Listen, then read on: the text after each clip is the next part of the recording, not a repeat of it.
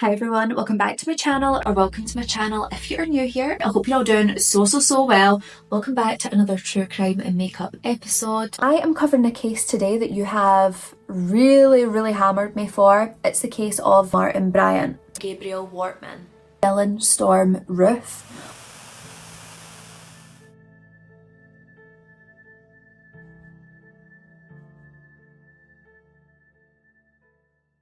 Hi everyone, welcome back to my channel, or welcome to my channel if you're new here. I hope you're all doing so well. Welcome back to another true crime and makeup episode. Oh yeah. Today I am covering such a highly requested case and I cannot believe it's taken me this long to get around to it. But wow, life is life and life is busy. But today we are finally covering the Port Arthur Massacre, and this was committed by none other than Maurice Bryant. Scumbag. I knew about this case. I knew the horrific massacre that he committed. I had no idea of the dodgy things that happened in his life whilst he grew up. People died around him, and I'm not convinced that it was their own doing. I truly believe that Maurice Bryant has murdered many more people than we even know. In case you're not aware, very brief description, Maurice Bryant, he was just like troubled from the get-go. Like, he was trouble. He was trouble. That's all I can really say. He was trouble.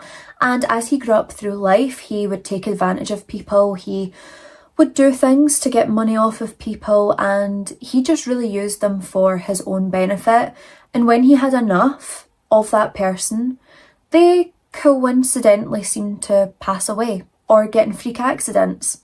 Yeah, Maurice Bryant was a known weirdo to his family, to school teachers, to pupils, to doctors, psychiatrists, whoever you can imagine. He was known as being weird. He tortured animals, he shot everyone's parrot in their neighbourhood. No one wanted to be around him, but he felt that people should want to be around him. And one day when he felt like he wasn't getting noticed enough, he decided that he was going to commit the most heinous act so he would be remembered forever. And this is when he decided to walk into the Port Arthur site and massacre 35 innocent people. Before we get into today's case, if you are new here, hi, my name is Anna. I am a certified yapper. Came on the internet one day, talked about true crime, yapped on, found a community of people like myself who's interested in the same things. So if true crime's your jam, I suggest you subscribe. Get the notification bell on, because I am here for you twice a week, every single week.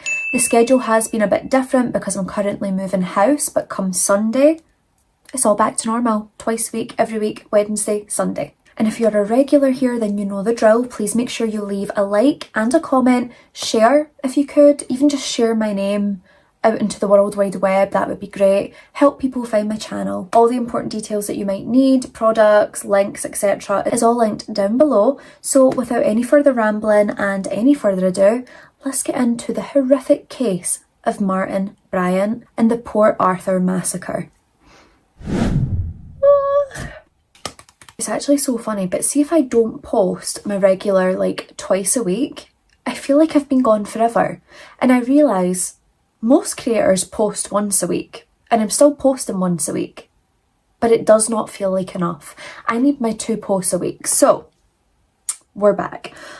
This might go up on Thursday though, depending on how well I can get this edited, because I'm having to film it a bit later because I've been a bit under the weather, so my throat is still a bit groggy. Sorry about that. You're probably going to hear it in this video.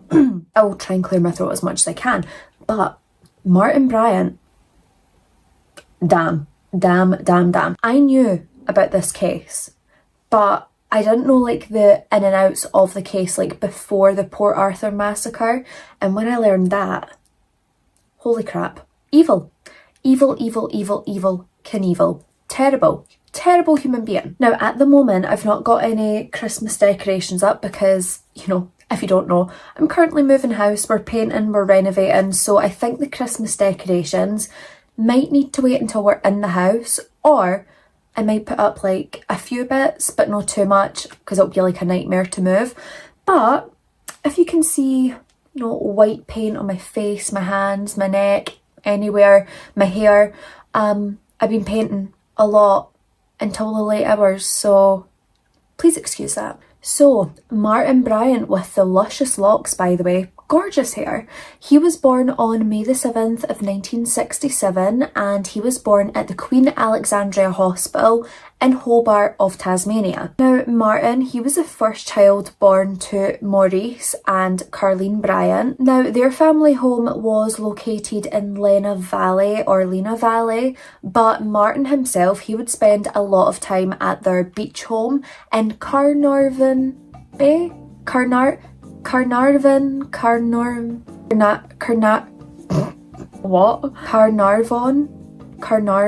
Bay. That one. And listen, as it always goes, actually not always, but in this case we're off to quite a normal start. Things aren't that alarming, but things would change very, very quickly because Martin Bryant was your typical weirdo. And I don't just mean someone who's a bit weird, like, you know, we're all a bit weird. He was a weirdo. A neighbour of his would recall that during Martin Bryant's like childhood and his adolescence, one day he went out into the neighbourhood and shot every single neighbourhood parrot that he could possibly see. Not only that, but dead animals were constantly turning up on the land around his home. Dead animal, like different kinds of animals. I'm not just meaning like pigeons and crows. We're talking like cats, dogs, rabbits, like pets. The actual household pets were turning up dead. Martin's own mother, she would describe him as a very different and annoying child. And like, this sounds harsh, right? But she was onto something. She was onto something so quick because he is very different and extremely annoying. But she would say like if she bought him new toys or if family members bought him new toys or bought his siblings new toys, they would be found broken. Martin wouldn't really play with them. He would break them. That was his version of playing, and then he'd just leave them lying around the house. And like, fair enough, some of the toys were old, but most of them were new. And listen, his mum and family, friends, neighbours, doctors go on to say some really harsh things about him. And at first I was like, oh geez, like how can you talk about your child like that? That is so harsh. But then as I delved further into this case, I was like, oh geez, they weren't harsh enough because this boy was freak of the week. And listen, it doesn't stop at, you know, killing animals or trying to kill animals or breaking new toys or breaking your siblings' toys and making them upset. Oh no, it'll dive deeper than that. And speaking of diving, one time Martin was out like diving, like snorkeling with one of his friends. Now this friend was a young boy at the time, as was Martin. Martin leaned over, grabbed his friend's snorkel off his face and left his friend like flailing around in the water struggling to breathe because he had literally took away his breathing apparatus. And then on another occasion, he was seen like randomly chopping down neighbours' trees. Like, excuse me lumberjack, but I never ordered a tree removal in my garden. Put it back. But like, he would just be caught doing the most random and weird stuff. I mean, obviously the snorkel thing, kind of attempted murder. But other than that, just the weirdest, most random stuff that was like, what the fuck? Like, why are you doing that? This might come as a shock to some of you, but within school, Martin Bryant, he was a very disruptive and violent pupil to teachers, to students. However, it was said that he was also the subject of some severe bullying. Other children in his class and classes above and below him, they would bully him quite severely because he was so strange and different. And I'm sure we can all imagine, or some of us might know, the psychological impact that bullying has on someone. It's one of the hardest things that people can go through. Like, just don't bully, don't be nasty, don't be a POS, because if you have nothing nice to say, just don't say it. Like, why are you out there trying to ruin people's days? Teachers, when they were asked about Brian, or, you know, when they were writing out report cards on him, they would say that he was very distant from reality. Like, he was in his own wee world. He was a complete space cadet. But not only that, he would never really express, who do I think I am? Sean Connery? He wouldn't really express any emotions. He kept it all to himself, or he didn't feel them at all. Who's to say? Now, his behaviour was declining so badly at school that he would be suspended from Newtown Primary School in 1977. Now, once he was suspended, he received multiple psychological assessments to, see what's going on up there. And during these psychological assessments would be when Martin Bryant, he admitted that he enjoyed torturing animals. So, let's lock him up. Danger to society. That's only going to progress. We've seen it 1,000 times. They should know it by now. Serial killer in the making. So the following year, the school, they allow him to come back under the conditions that his behaviour has improved and he isn't violent and disruptive. So he comes back, and at first everything's kind of, sunshine and roses. His behaviour seems to have improved quite a lot. It's not perfect, but it's a lot better than what it was. And then once he's got his foot back in the door and, his chair seat's warm again, he starts to misbehave, and it gets a lot worse than it was before. And immediately he starts bullying children who were a lot younger than him and a lot shorter than him as well. Pick on someone your own size, but he wouldn't. He wanted to go for the shorter, smaller, younger statures. And he was basically torturing them mentally at school every single day. And listen, I get the fact that he was bullied and sometimes hurt people.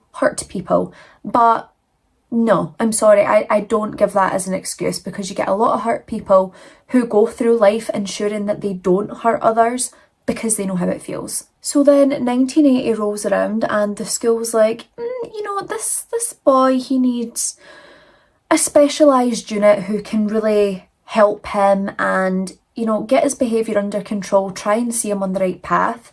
So he would be transferred to a special education unit at the Newtown High School. And unfortunately, it would be here when his behaviour would deteriorate and his academics would also deteriorate. He had no desire to do well, this guy. He was quite happy just, going through life, shooting parrots, killing poor defenceless animals and a whole lot else. Martin Bryant's behaviour as an adolescent was incredibly disturbed. People just knew that he was a sandwich short of a picnic. Screw loose, a shed missing a door, there was just something not quite right there.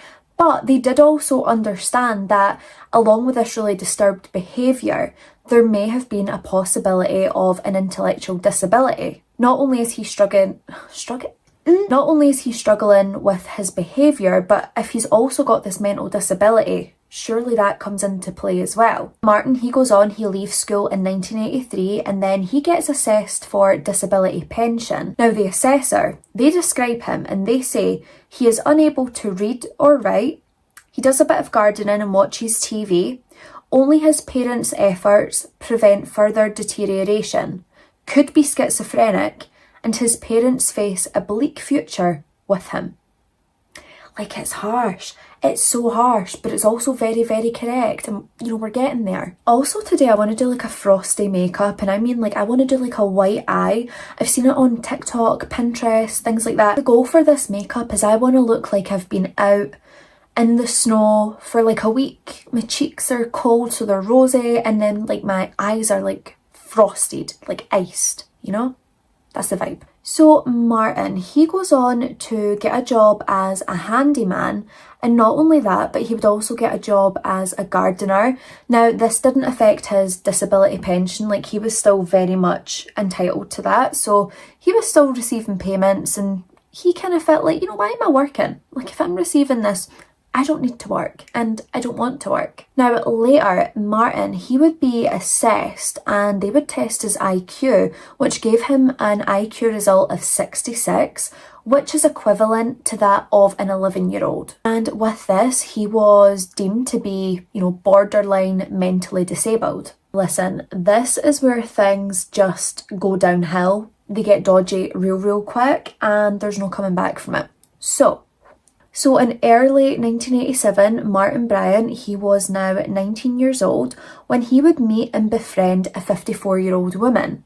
Now this woman was Helen Mary Elizabeth Harvey, and she was the heiress to the Tattersall's lottery fortune. And in case you're not aware, because I wasn't, this is like an Australian gambling company, and she was an heiress to a share of this. You know, big bucks, right? A lot of money going on there. And Martin and Helen, they had met whilst Martin was looking for potential customers for his lawn mowing business. And, you know, they developed a friendship quite quick. Now Helen, she is 54 and she lives with her elderly mother by the name of Hilza Harvey.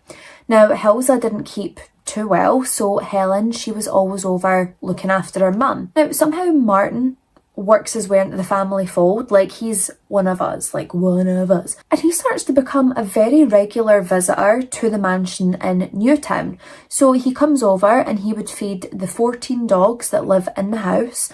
And not only that, but he would also feed the 40 cats, 40 felines that lived in the garage. And like, listen, I'm a cat person. We all know this. Cats, my jam, love and adore them. But 40 cats? I don't know if I've got that in me. Like during the night, could you imagine the chaos?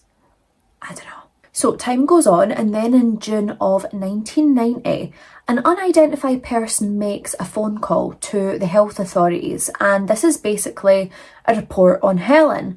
So the health authorities, they decide to go over and check on Helen, and this is where they find Helen and Hilza in urgent need of medical attention. Who was this unidentified person? I don't know, but I'm going to assume it was Martin Bryant. So they're receiving medical attention, and it is determined that Helen herself, she is suffering from infected ulcers, and Hilza, she has a fractured hip. So they both, you know, are in recovery, trying to get past their illnesses and ailments, and, you know, the hip fracture, Jesus, that must hurt. But it was ultimately determined that because Helen was in no fit state herself, she wouldn't be able to care for Hilza anymore. So Hilza, she would be moved into like a nursing home, a care home, to be looked after. And sadly, just weeks later, she would pass away at the age of 79, leaving Helen all by herself. Apart from, she wouldn't be by herself, because Martin Bryant he'd be sticking around like glue. Because this Newtown mansion was, you know, pretty old and decaying before their very eyes, a mandatory clean-up order was put in place over the mansion.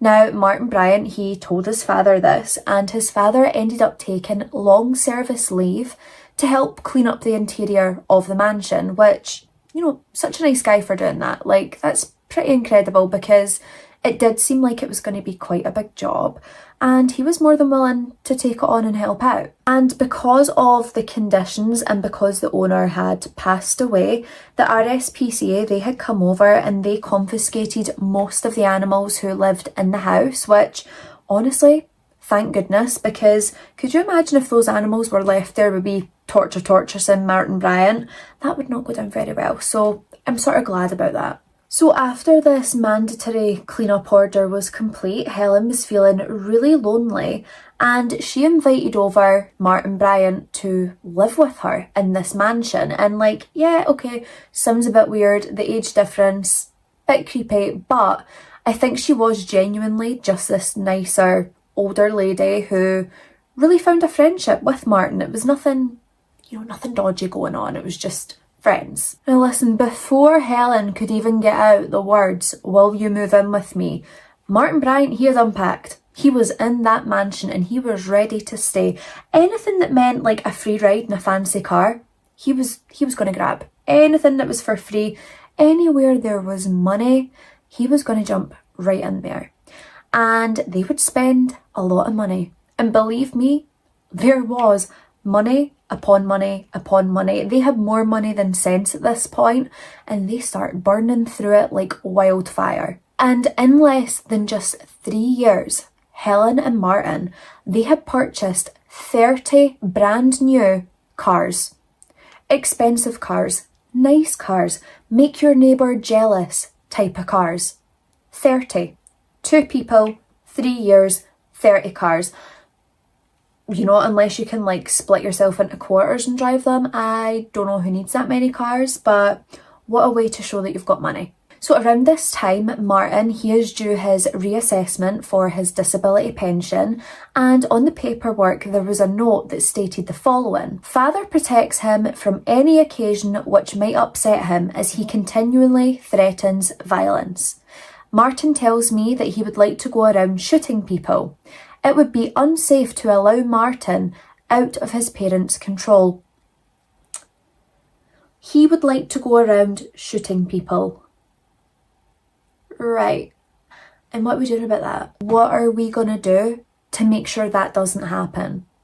Apparently not much. 1991 comes around and Helen and Martin, they're thinking like, you know, it's a real shame that we're not allowed animals in here anymore. Like, how good would it be to have property where you could have animals? Or, you know, property that's dedicated to animals. Helen and Martin, they proceed to buy a 72-acre farm in Copping, which is like this small township. But this farm's just for them two, and a couple of pets if they fancy it. Again, spending money like there's no tomorrow. Like, are you scared that you're going to lose that money in a day? I don't know. I know I look a bit strange right now. It's given the Snow Queen out in Narnia, but I hope it's all going to go good once everything's on. So like, you just need to bear with me looking crazy right now, because hopefully it's all going to look good in the end.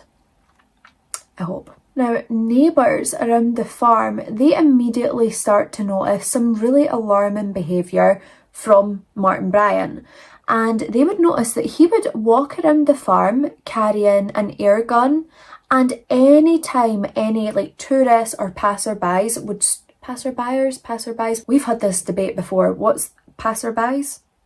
Passerbyers.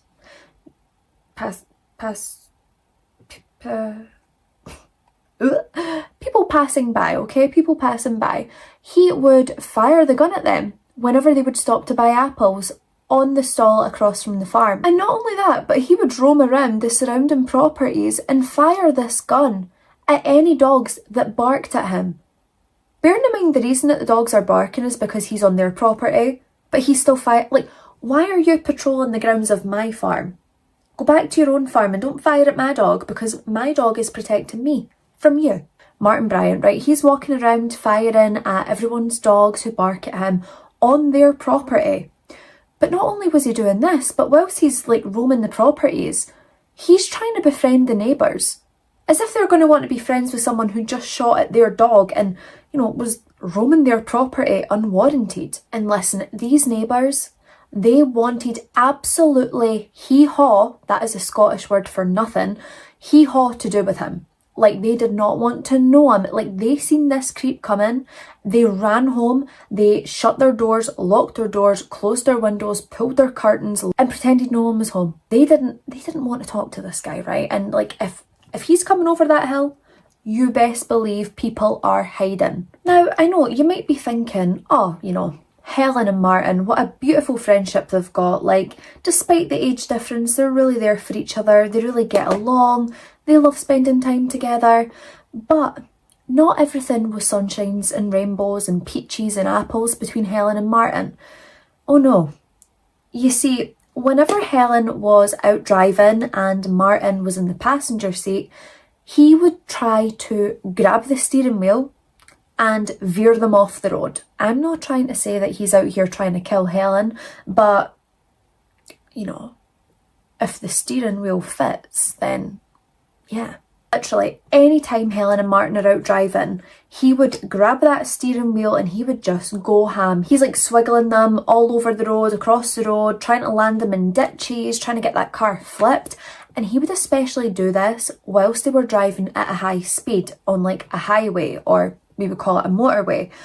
But it's just like crazy. Like, he's endangering himself as well, which is the weird part. Now, things were so severe between the pair in these like life-threatening drives that they would go on.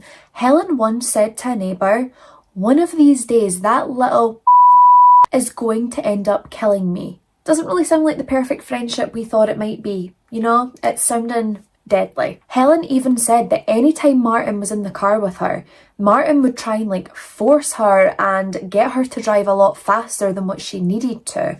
And Helen outright refused because she's like, I know your plans. I know you're trying to get me off this road to kill me. Helen's literally over here driving like Miss Daisy, like 10 miles per hour, because she's in fear for her life, and rightly so, but there's 30 cars, so why is Martin in this one? So then, on October the 20th of 1992, Helen Harvey, who was just 59 years old, alongside 2 of her dogs, would die. You might be wondering, how did they die? Like, was it some kind of freak accident?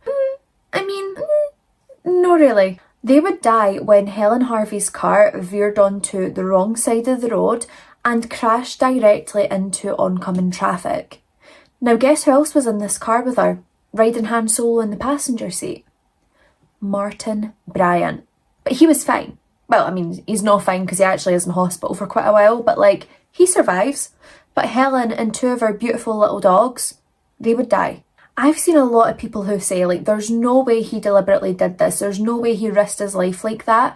And at first I was like, do you know what? It's actually kind of crazy. Like, who the hell would do that?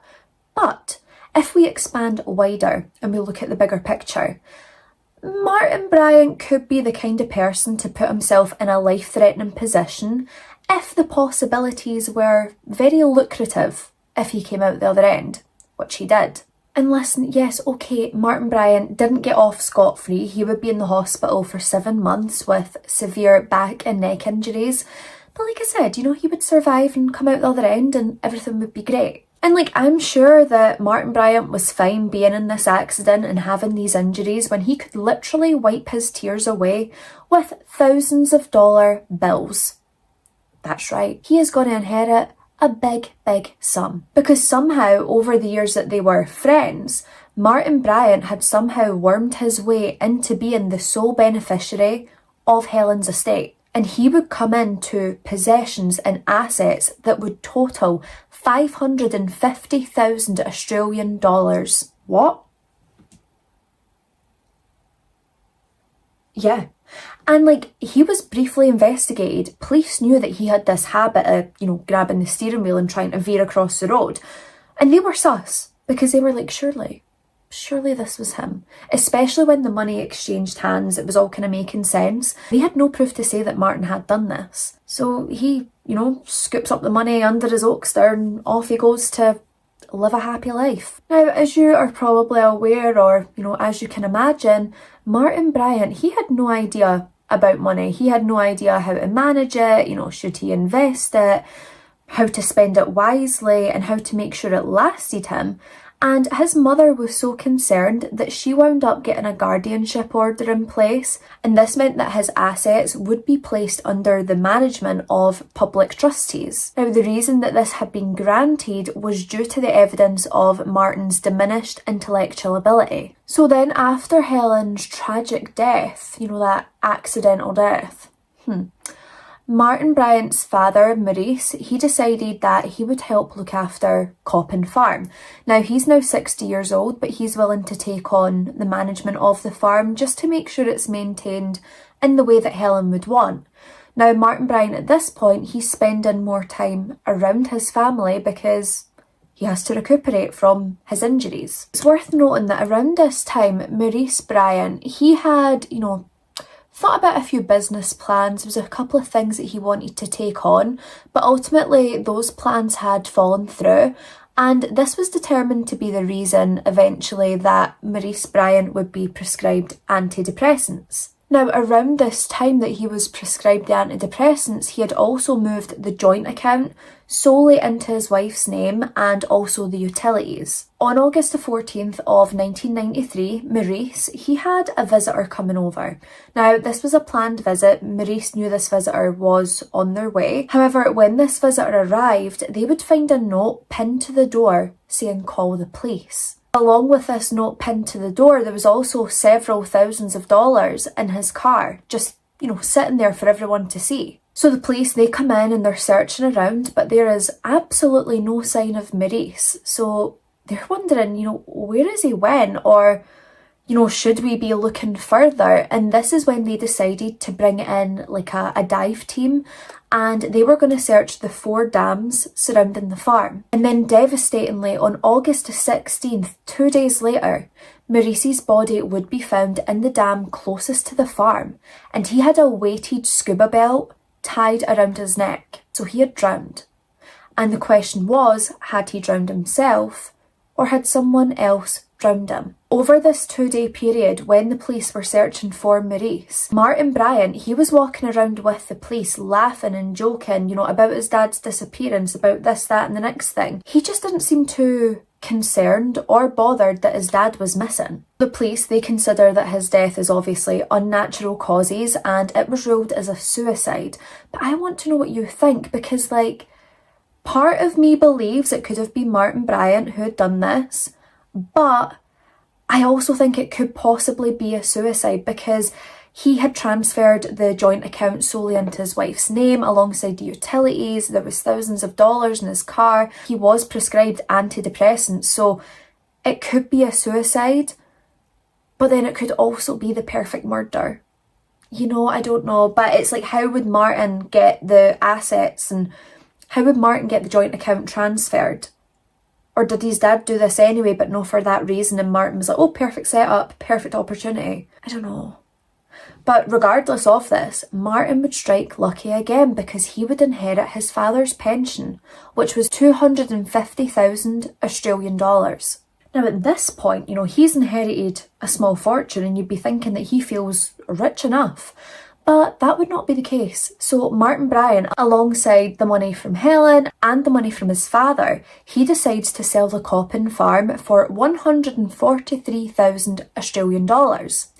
Then he decides that he's going to hold on to Helen's Newtown mansion because he needs somewhere to stay. But whilst he was still at the Coppin farm, right, he used to wear white overalls, looked very farm-like. But he decided to change into something a bit more pizzazzy, a bit more jazzier. He wanted to look, I'd love to look stupid because that's what he did, but he just wanted to look a bit more fancy and upper class. So his day wear, right, he would wear a grey linen suit, cravat, lizard skin shoes, as well as a Panama hat.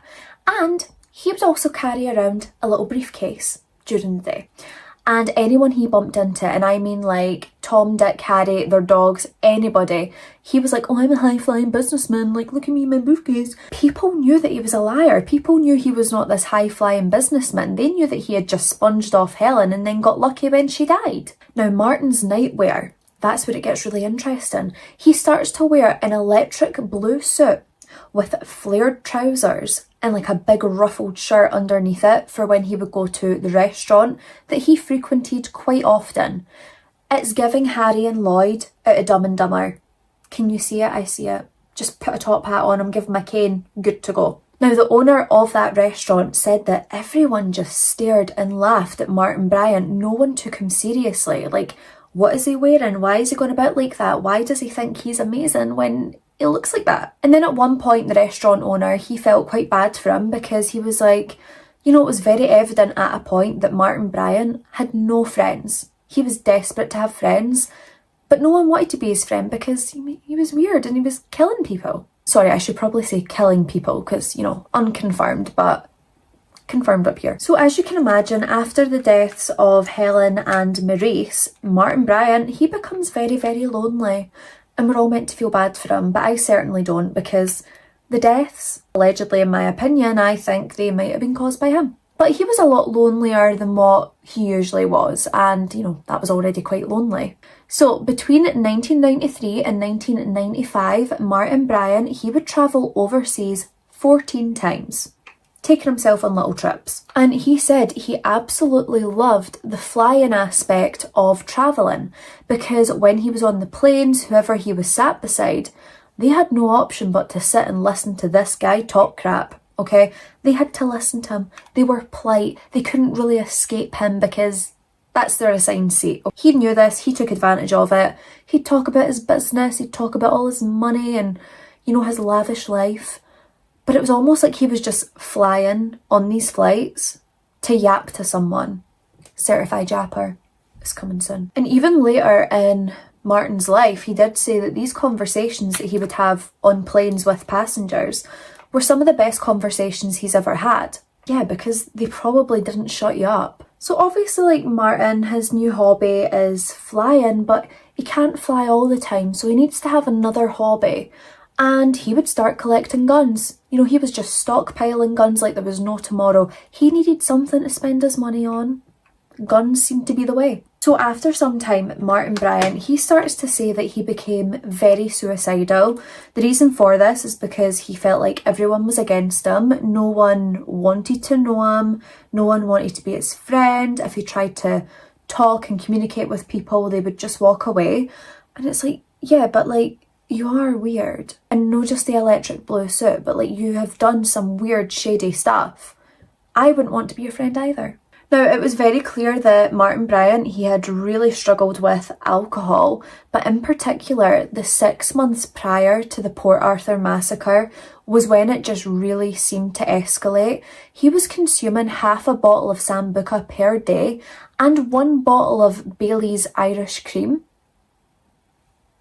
Not judging your choice of drink, but like every day, that would get sickly. I can have 1 Bailey's at Christmas and I'm like, ugh. Now, he would drink these next to some port wine and also just some other sweet drinks. Now, it would later be revealed that Martin Bryant, he had actually thought about committing the Port Arthur massacre 4 weeks before it actually took place. And in this lead up to one of the most horrific days you will ever hear of, Martin Bryant, he was acting even stranger than usual. He was doing absolutely everything he could to get attention, and like, he was just going around starting on his neighbours, like trying to pick fights and arguments with them just for something to do and to get them to notice him. So at this point, Martin Bryant is making it very known to his neighbours that he is angry, like he is furious with them. No one's noticing him, no one's taking anything to do with them. They were scared of him. For good reason. They were terrified of this man and they would hide away and they would avoid him at any cost so they didn't have to be around him. And Martin Bryant, he was so desperate for attention that he would stop at nothing, and he even said to one of his neighbours, "I'll do something to make sure you all remember me." And it's so chilling because what he goes on to do, yeah, I'm pretty sure the people of Australia and people worldwide will remember him till the day they die. Now, for this part of the case, I am just going to jump over to here in Scotland for a second because this all ties in with the Port Arthur massacre. So I don't know if you're all aware about what happened on March the 13th of 1996 in Dunblane of Scotland, but I am going to tell you a bit about that just now because this seems to be what heavily influenced Martin Bryant. Now, where this happened in Dunblane, that is literally 20 minutes from where I live, and it's also my boyfriend's hometown. So it's really strange to think about. I mean, luckily we weren't born at that time when it took place. He was born a year later and I was born 2 years later.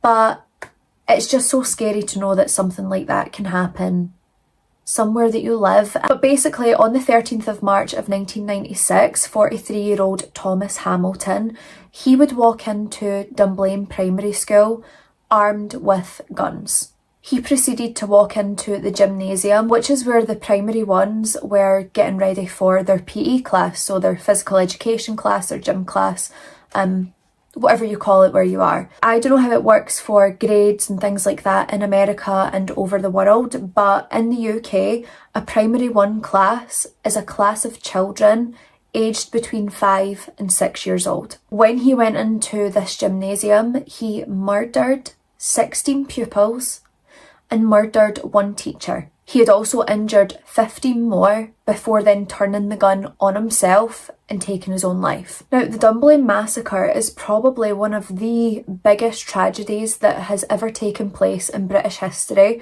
So when this happened, it did spread worldwide. And who heard this news but Martin Bryant? And he decided, this is what I need to do. I need to do something that is very similar to the Dunblane massacre. And he would make sure to commit one of the most vicious, terrifying, fatal massacres that the world will ever see. So on April the 28th of 1996, Martin Bryant, he would walk into a bed and breakfast called the Seascape, and in here he would proceed to fatally shoot the owners, David and Nolene Martin. Now, Martin Bryant had stated that the reason he did this was because his father had wanted to buy this property. He wanted to make this his business, but Nolene and David, they got there first. Now, Martin Bryant also said that his father would complain on multiple different occasions about the Martins taking away his business opportunity, and they believe that the Martins did this just to spite Maurice Bryant, which, you know, I doubt that's true. Obviously, I can't say I wasn't there, but I doubt that's true. And not only was Martin convinced of all of this, but he believed that the Martin family, so David and Nolene, they were to blame for his father's suicide.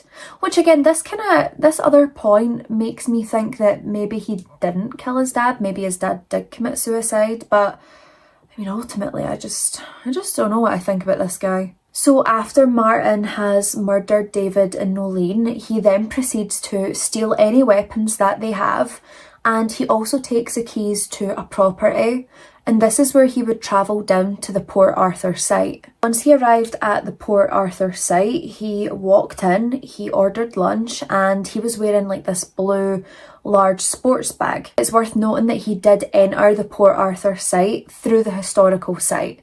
So he sits down and he is eating his lunch and he's trying to make conversation with the people who are sitting around him. He talks about the fact that there's barely any wasps, and then he goes on to say that he's barely seen any Japanese tourists who would usually frequent the area.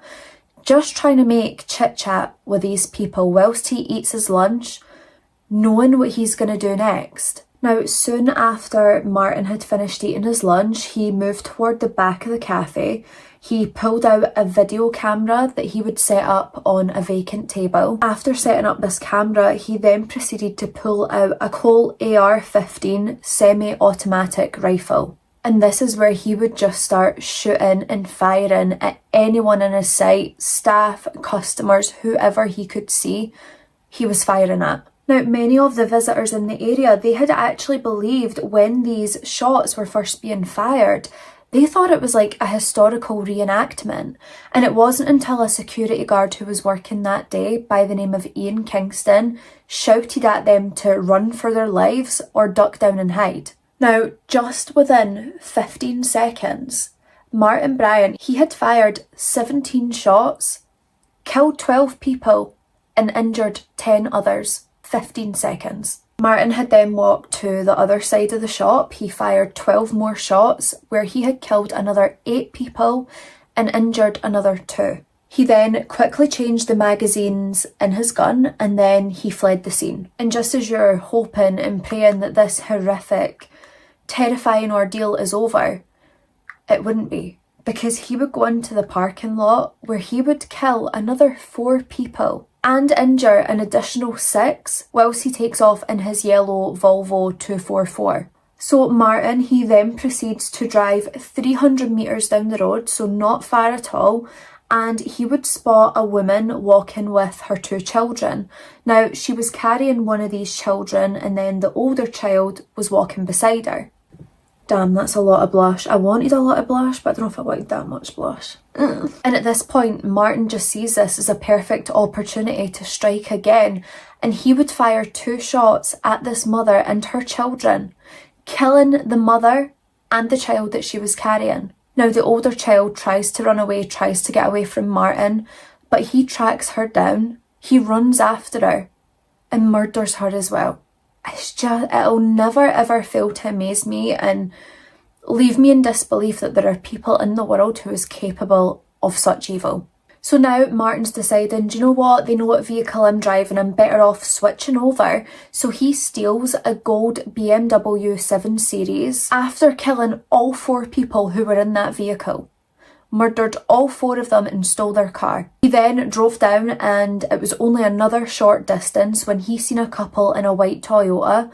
He ordered the male who was in the car to get in the boot of the BMW, and then he proceeded to shoot and murder the female who was in the passenger seat. And honestly, when you think it can't get crazier, it does. So Martin now has a hostage in his boot at the BMW that he stole. He then decides that he's going to drive back to the Martins' guest house with the hostage.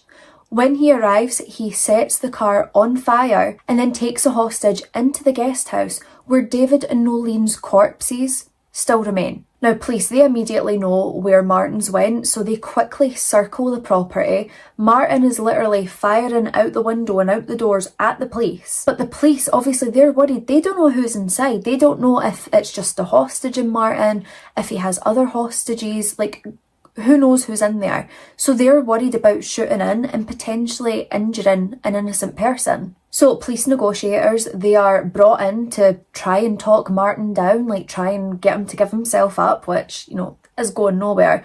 And this would continue until the battery in Martin's phone eventually died. Now, Martin had made a demand of being transported via helicopter to an airport. He never specified which airport, he just wanted to be taken to an airport. Oh, and the helicopter had to be an army helicopter.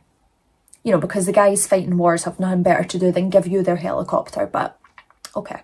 So as you can imagine, the hospitals at this point are heaving. They've got so many wounded people that they are trying to treat and trying to save. And the news about what's happening in Port Arthur has went worldwide at this point, widespread. And Martin Bryant, he was just refusing to surrender.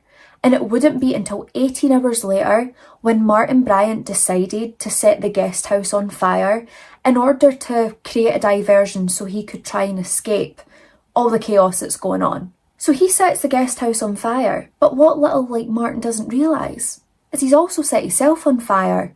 So house is on fire, he's on fire, his clothes are burning, his body's burning, he's getting a bit, anxious because this wasn't part of the plan. Now, this is a perfect opportunity for police and firefighters to get in, extinguish him, extinguish the surroundings, and arrest his sorry ass. Now, it would be discovered once they went into the guest house that Martin Bryant, he had actually killed the hostage that he had taken to the guest house with him. The Port Arthur massacre would have claimed the lives of 35 men, women and children. So Martin Bryant, he gets arrested, he's taken to the Royal Hobart Hospital so he can be treated for his injuries. God, honestly, if I was like a nurse or a doctor, I'd be the worst, because if I knew there was a mass murderer in my midst, I would do very little to save them. Sorry. So Bryant, despite his, pleads of being insane, he was judged fit to stand trial and he would go to trial on November the 7th of 1996.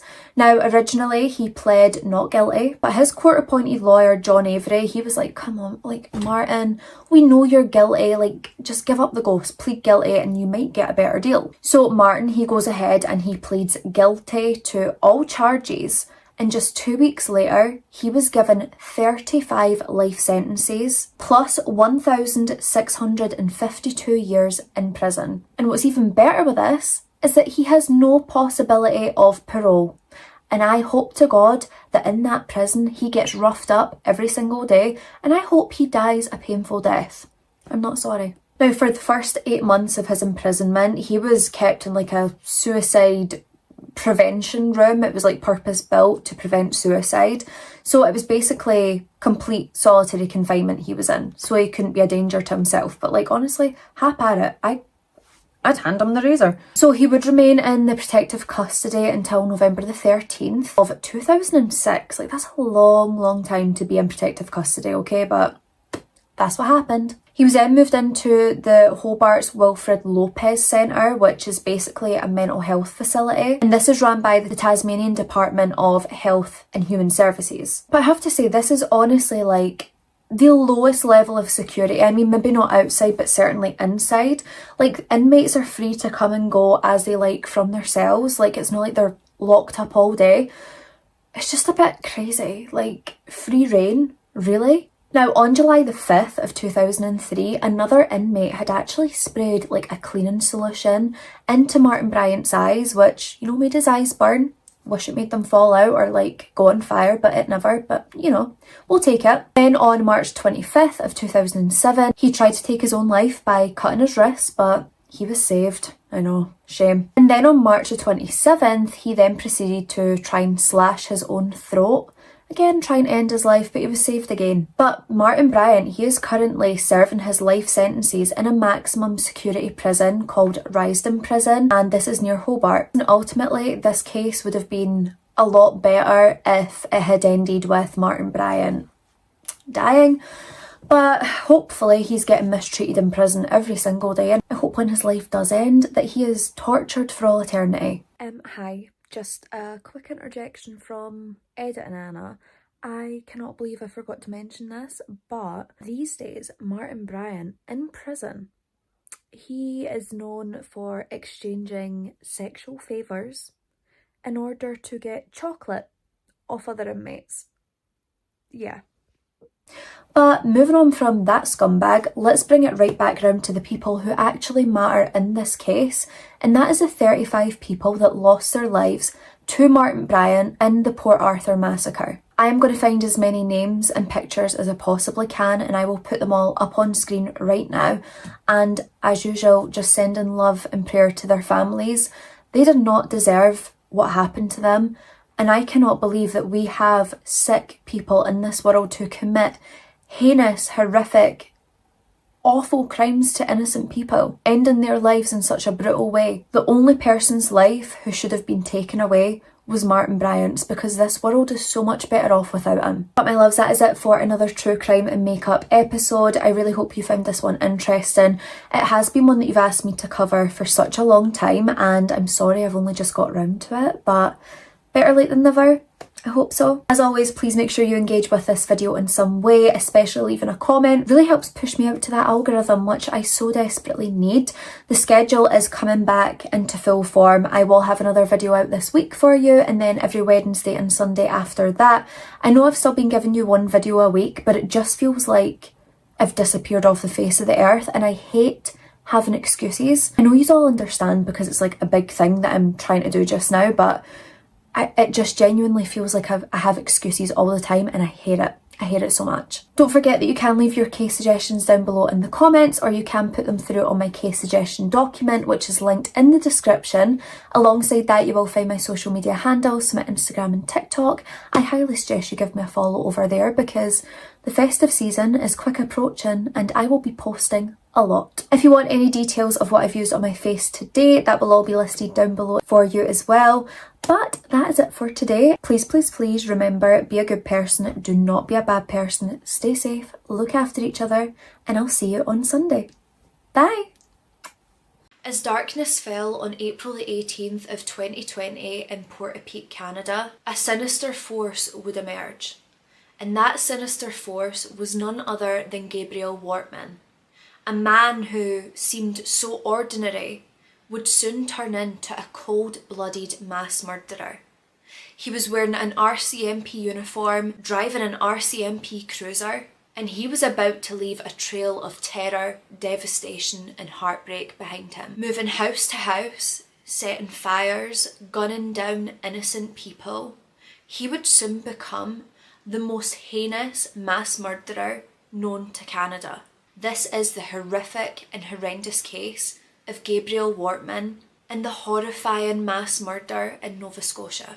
Hi everyone, welcome back to my channel, or welcome to my channel. If you're new here, I hope you're all doing so well. Welcome back to another true crime and makeup episode. Oh yeah. Today we are covering the horrific monster that is Gabriel Wortman.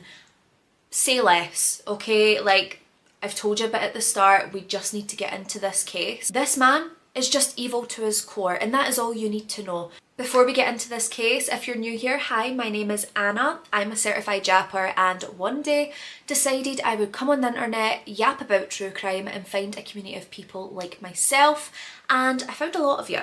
So if true crime's your jam and you enjoy watching someone paint their face, I highly suggest you subscribe down below, get that notification bell on, because I'm here for you twice a week, every single week on Wednesday and Sunday. And for anyone who is a regular here, you know the drill, get down in the comments, leave that like, leave a comment. It can be slander about this killer, it can be your case suggestions, it can be whatever you like. But without any further rambling and any further ado, let's get into the case of Gabriel Wortman. Hi. Welcome to my bedroom. Welcome to my humble abode. We're getting intimate, guys. Every other room in my house, the lighting does not play ball. So I've come into the bedroom, I've drew the curtains, spicy. So I am currently sitting and filming on my bed, and can we tell that the cold flu, she's still lingering. She's still here, but we're going to fight through because we have a creep of the week that we need to speak about. Strap in, grab a little drink. I'm having a sugar-free Red Bull because I need it after this flu. I was taken down. I honestly, dead woman walking over here. I hope if anyone else has this like cold flu virus that's going around, sending you well wishes and honestly sending prayers your way, because for a split second, I think I might have seen the light. No one shout at me for drinking Red Bull. I know it's bad for me. My mum keeps telling me it's going to make your blood sticky. I know that. But sometimes it's just needed. So let's waste no time and get into the horrific case of Gabriel Wortman, which, by the way, starting off, that name is unfortunate. And, you know, who better to have an unfortunate name than this unfortunate human being? So he was born on July the 31st of 1968 in New Brunswick of Canada. Canada, I'm sorry, I keep coming for you these days. And I know you have loads of amazing people, but for some reason I'm getting recommendations and they always seem to be in Canada. Okay? I'm not pointing fingers, but we might have a problem. I'm just kidding, like how many serial killers are in Scotland? Too bloody many. Now let me tell you, Gabriel Wortman, we will learn later on in this case that he was a bit of a sleazeball. And I was kind of thinking, like, I hear Gabriel Wortman and for some reason Ariel Castro is the vision that I get. I don't know if it's like Gabriel, Ariel, maybe I'm just like putting, you know, two and two together and I'm getting one person here, but that was the kind of person I was picturing. And then when I had a little look at his pics online, you know, hop on Google, Gabriel Wortman, what does he look like? I was both shocked but not shocked, because this guy looks like a worm. Stay with me, like we'll have a photo. He looks like a worm and he just gives off sleazeball weirdo vibes. There's no getting away from it. He did have one sibling by the name of Jeff Samuelson. However, Jeff was born in 1970, but he was put up for adoption like right away. So Gabriel, for quite a while, didn't even know that he had a sibling. And Jeff Samuelson, he wouldn't even meet his birth parents or his birth sibling until 2010. Now, I will say, finding out that he had a sibling later in his life messed with his head. Gabriel just could not compute this. He didn't understand why this was a big secret and a big lie. Apparently this put him on a path of complete anger and resentment. You know, because with these weirdos, it's always someone else's fault. You know, it's their fault I behaved the way that I did. Or, I mean, like, could you accept your circumstances and just push on and try and be a good person? I don't know. Also, I know how annoying my voice sounds, and believe me, I'm blowing my nose as often as I can to try and get rid of that nasalness, but she's here to stay and I refuse to miss another upload, so stick with, please. Now, credit where it's due, Gabriel's home life, it was pretty horrific, actually. Like, his childhood was not good. It was plagued by a lot of emotional abuse, physical abuse, well, according to him, physical abuse. But I would say more than anything, the thing that really seemed to bother him most was the emotional torment that his parents put him through, but specifically his father, Paul. Now, Paul was known to be a very angry and abusive man. He didn't really seem to care for Gabriel, and he didn't really seem to have much respect for his child. And yet he respected all the respect in the world, as they do. And Paul was kind of picked up on his abuse later in life after what happened in Nova Scotia happened. He said, well, you know, I was raised in a really violent household as well. This is why I am the way I am. I was abused by my father, my grandfather was abused by his father. Like, it's a generational curse. This is why I am the way I am. Let me preface, right? I do not believe for a hot second that just because you were abused as a child means that you get to go on and abuse another child. Because there is such thing as breaking a generational curse, and if this is what you're deeming it to be, this generational curse that makes you a complete asswipe to your own children, you should be trying your best to make sure you provide a childhood that is safe and protected from any violence and from any abuse. So Paul, your excuse, it stinks, mate. Okay, I ain't buying it. And like I was saying, you know, his father, Paul, he states that this abuse has carried on throughout his life. His father abused him, his father's father abused him, so on, so on, so on. And one of Paul's brothers, Neil, he would later write a letter to Jeff Samuelson, Paul's other son, who, you know, he was unaware that Paul was his father until 2010. But he would write to Jeff and tell him, you know, this is a generational problem and this does go back all the way to George Wortman, which was one of their great-grandfathers.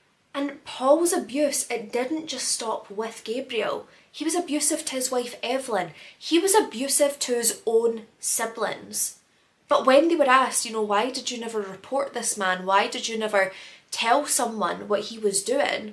They all stated that they were absolutely terrified of Paul because you never knew what this man was truly capable of. And one time in Gabriel's childhood, his father Paul, you know, this man that's just abusing everyone left, right and centre, he had got into an argument with him. They were arguing pretty bad, and then Paul almost just goes mute.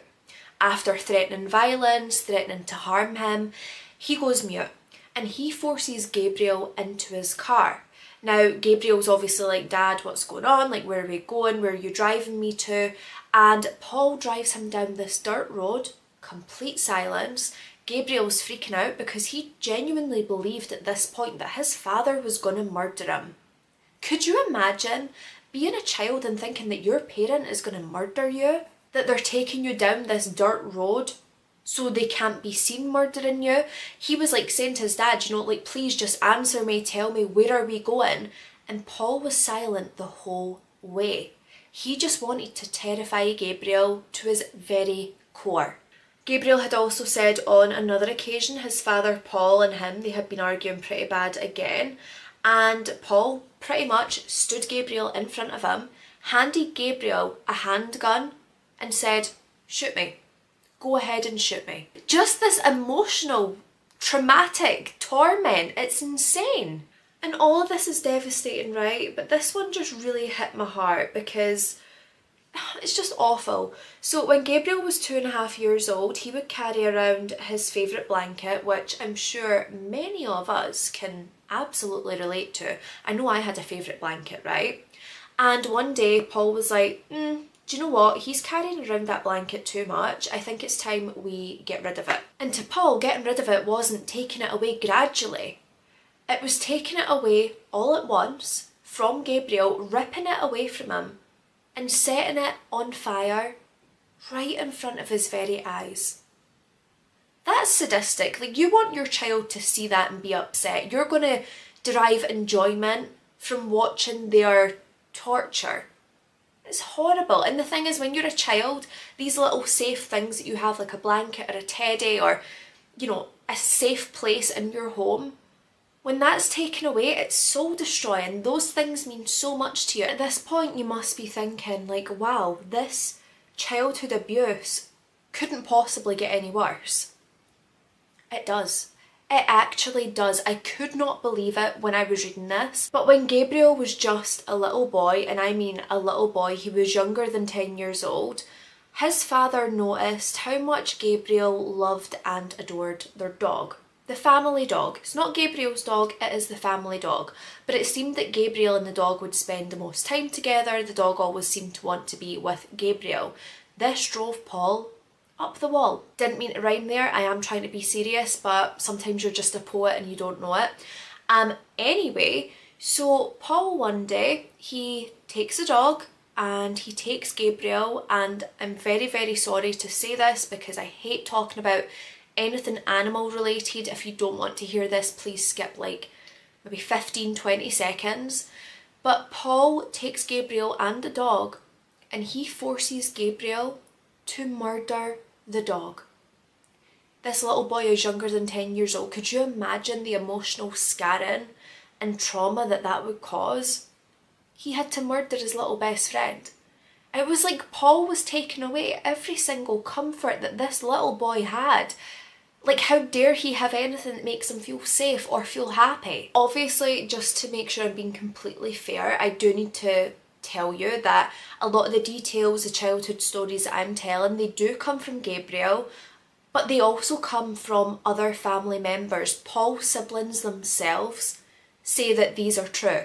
Now, Paul, however, he would claim that he would scream and he would shout and verbally berate his family, but he would never hit them. Screaming and verbally berating people doesn't make this situation any better. It still makes you look like a complete and utter, like, oh yeah, I emotionally traumatised them, but I never hit them. So, now as we know, this household that Gabriel is growing up in, it's very traumatic, it's very tumultuous, the environment is just bloody horrific, to put it in black and white. And one thing that just really seemed to steam Gabriel's clams from a young age right up until his adult life was the fact that his mother Evelyn never tried to protect him. He felt that she should have done a hell of a lot more to make sure that he felt safe and protected. Now listen, we don't know what was going on with Evelyn, okay? Was she being abused as well? Yes, according to Evelyn, she was being abused. She might have been completely terrified of Paul. Gabriel felt, as his mother, it was her duty to care for him. And he lost all respect for Evelyn, especially as he grew older, because he just thought, how could you let that happen to your baby? And due to this lack of protection and the feelings of, lack of care from his mother when he was growing up, Gabriel just resented women. He had no regard for women whatsoever, and if I'm completely honest, he just outright hated them. Ladies and gentlemen, please never ever try and conceal your eyebrows with a big brush because they'll be so unequal. I look comedic right now. I kind of look like I'm all the time because of the way I've bloody filled in my eyebrows. Let's ignore them, please. So Gabriel, he goes on to attend the University of New Brunswick, where he would study psychology. Pretty impressive, not gonna lie. And whilst he was at university, he would meet a young woman who caught his eye, which is weird because, he hates women, can't stand them, but hey ho, where there's a will, there's a way. So this couple, they meet in the early 1990s. By 1992, they get married. Everything seems pretty perfect. He's not showing his hatred for women quite yet. Amazing. Maybe this is the woman to turn it all around for him. No, because let's just remember that Gabriel does in fact hate all women, and the only reason he would want any woman in his life is to make their lives miserable, because that is what he knows and that is what he wants to do. So this couple's marriage would come to an end in 1995 with them getting a divorce, and his ex-wife had a lot to say about him, and none of it was good. His ex-wife stated that Gabriel drank a lot, and this was very, very often. This was almost like every single day. And when he would drink, he would turn into a completely different person, someone she didn't even recognise. He would be really scary and threatening. He would smash things up, he would shout and swear in her face, and on several occasions he even brought out his gun and threatened his wife. Stand up guy, get him on a dating show. We'd all be so lucky to have him. Honestly, what a pathetic loser. See, if you hate women, just don't involve yourself in their lives.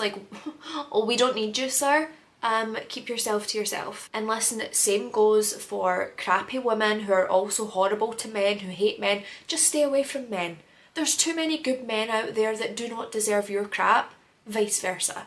Now, as time went on in their marriage before they did divorce, she said that Gabriel just became more increasingly unpredictable. You didn't know when he was going to flip his switch. He could say he's gone out for a food shop and then he comes back and he's as drunk as a skunk, absolutely rat-assed. And he would just come in the house and start on his wife and start berating her, and she just decided one day, I can't live like this, I am leaving you. And more power to her, because we know women and men in these situations, it is so difficult to leave your abuser. So difficult. And it's something like up to 7 attempts to leave an abusive relationship or marriage. People try to leave around 7 times before they'll actually successfully leave an abusive relationship. It's never as black and white as people make it seem, and the people who do make it seem black and white are the very same people that's never actually lived through an abusive relationship. So in 2000, Gabriel, he goes to a psychiatrist, and when I heard this, I was like, love that. Is he going to try and work on himself and like better himself?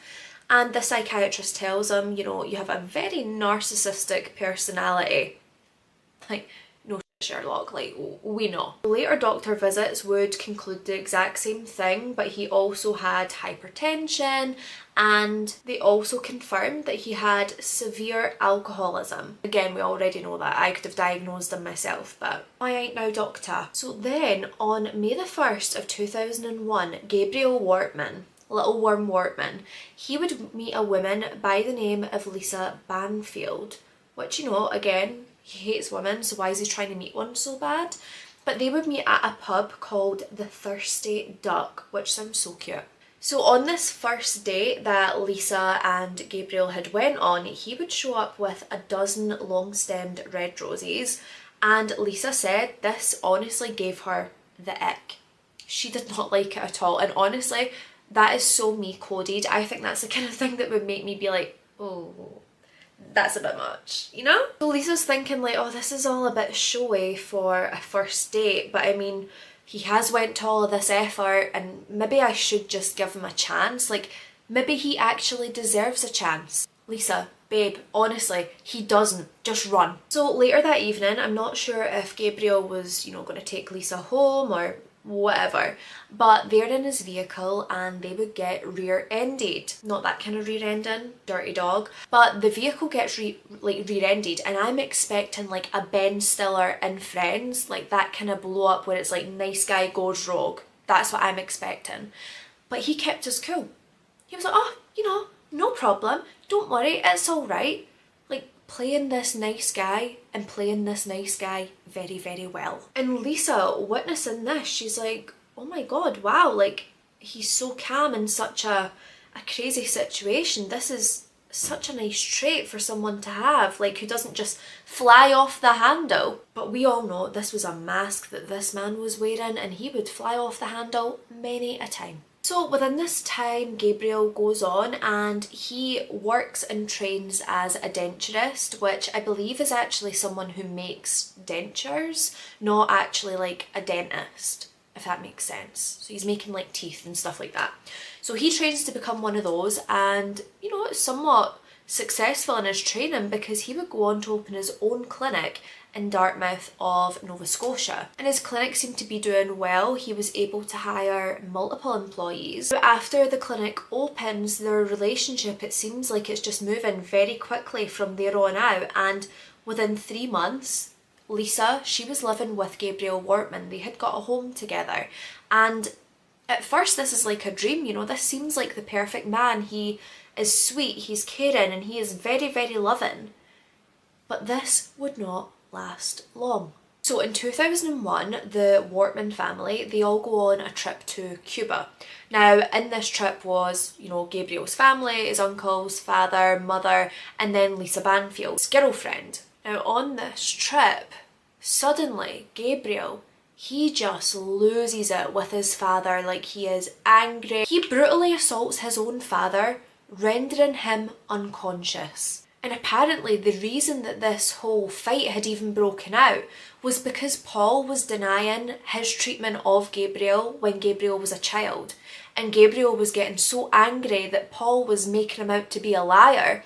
He lost it. He snapped and he just went for him and didn't stop until he went unconscious. Like, he was battered and bruised. Now, Lisa, seeing this, obviously it was like a red flag, but at the same time, Gabriel had told her about his childhood, about what he had endured. And it's not that she felt that Paul deserved it, but she could also see why Gabriel became so angry. But she was also frightened that he had that anger within him. So after the assault has taken place and Paul, you know, comes back around, like he's conscious again, he goes over to Lisa and he says to Lisa, I was a to my wife, I was a to my son, and Gabriel's going to do the same thing to you. And he actually urged Lisa to leave Gabriel. But of course, I mean, Lisa's heard about Gabriel's childhood. Can she really trust Paul? And although he's told her this, and it does make her think for, you know, a second, ultimately she wants to stand by her man. Also, I know it's not about the makeup, but how freaking gorgeous is that eye glitter? Oh, love it. And obviously, I'm sure we can all understand from Lisa's point of view why it would be difficult to just take Paul at face value, knowing his history, but also she's never experienced this side of Gabriel. As far as she's aware, this anger was only brought out by his own father. He's never directed this anger at her. This would be until 2002, where he would horrifically beat her after a party. I actually just called this damn place Portapeak, and I'm just sure that it's not right, so I'm just going to do a little Google howtopronounce.com. Yep, I'll accept the recommended cookies. Here we go. Portapeak.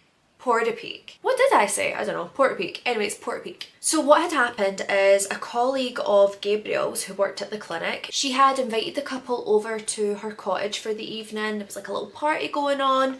But at some point, Lisa, she gets tired and she's thinking, do you know what, I'd really just rather be home, get in my PJs, settle down for the night and go to bed. So she tells Gabriel, you know, I'm really, really tired. But Gabriel seems to be set off by this because Gabriel doesn't want to leave. And Lisa can sense this, that Gabriel doesn't want to go. So she says, well, why don't I take the Jeep? I'll drive myself home and you can just stay here as late as you want. Like, it's no big deal. I'll just leave without you and you can enjoy the rest of the evening. But you know what it's like with these people? Like, you give them good resolutions to their problem, but it's still not enough because everything sets them off. So Lisa, she goes, she gets into the Jeep and she is just taken off in the Jeep when suddenly the door swings open and Gabriel jumps into the passenger seat and he just starts beating Lisa while she is driving.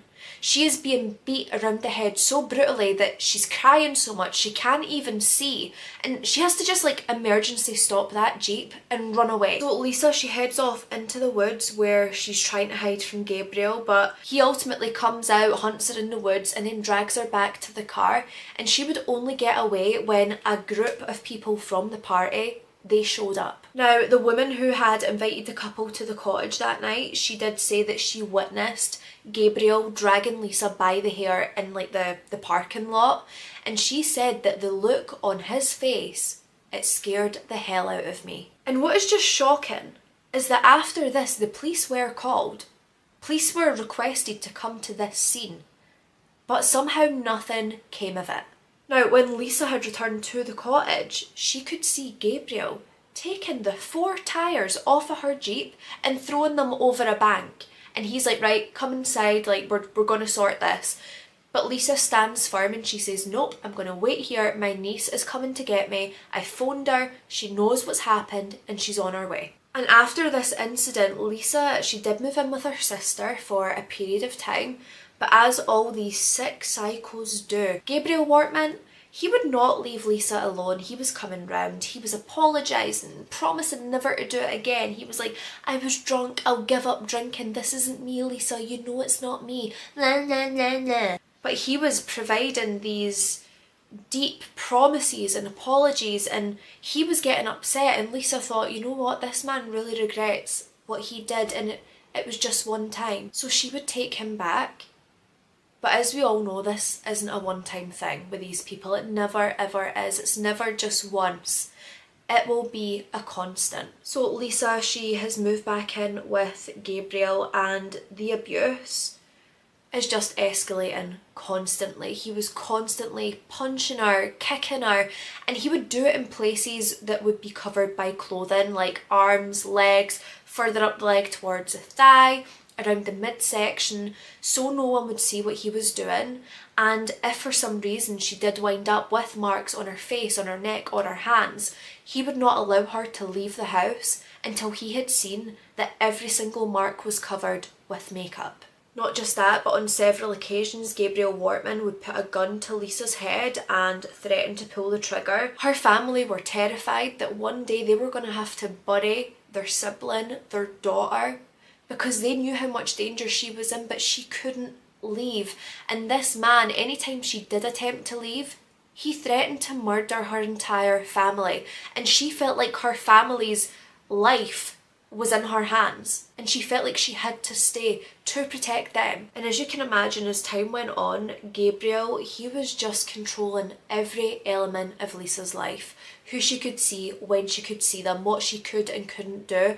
He even made her quit her job at RBC. At first he claims that, you can come and work with me at the clinic, it'll be really good, we can work together, it'll make it easier for us to take time off and get trips in together. He painted this idyllic picture, but that wasn't the reason.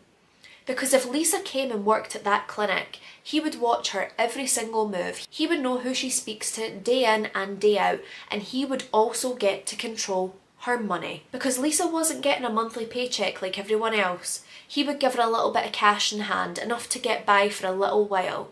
He controlled every element. Now Lisa, she had other vehicles that she had bought while she had been married to a different person.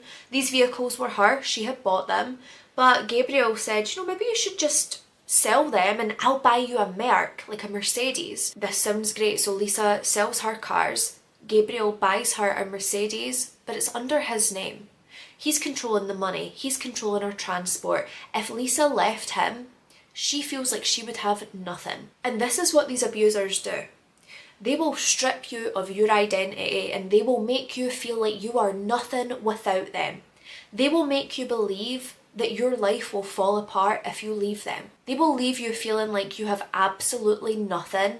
You have no money, no transport, you won't have a home.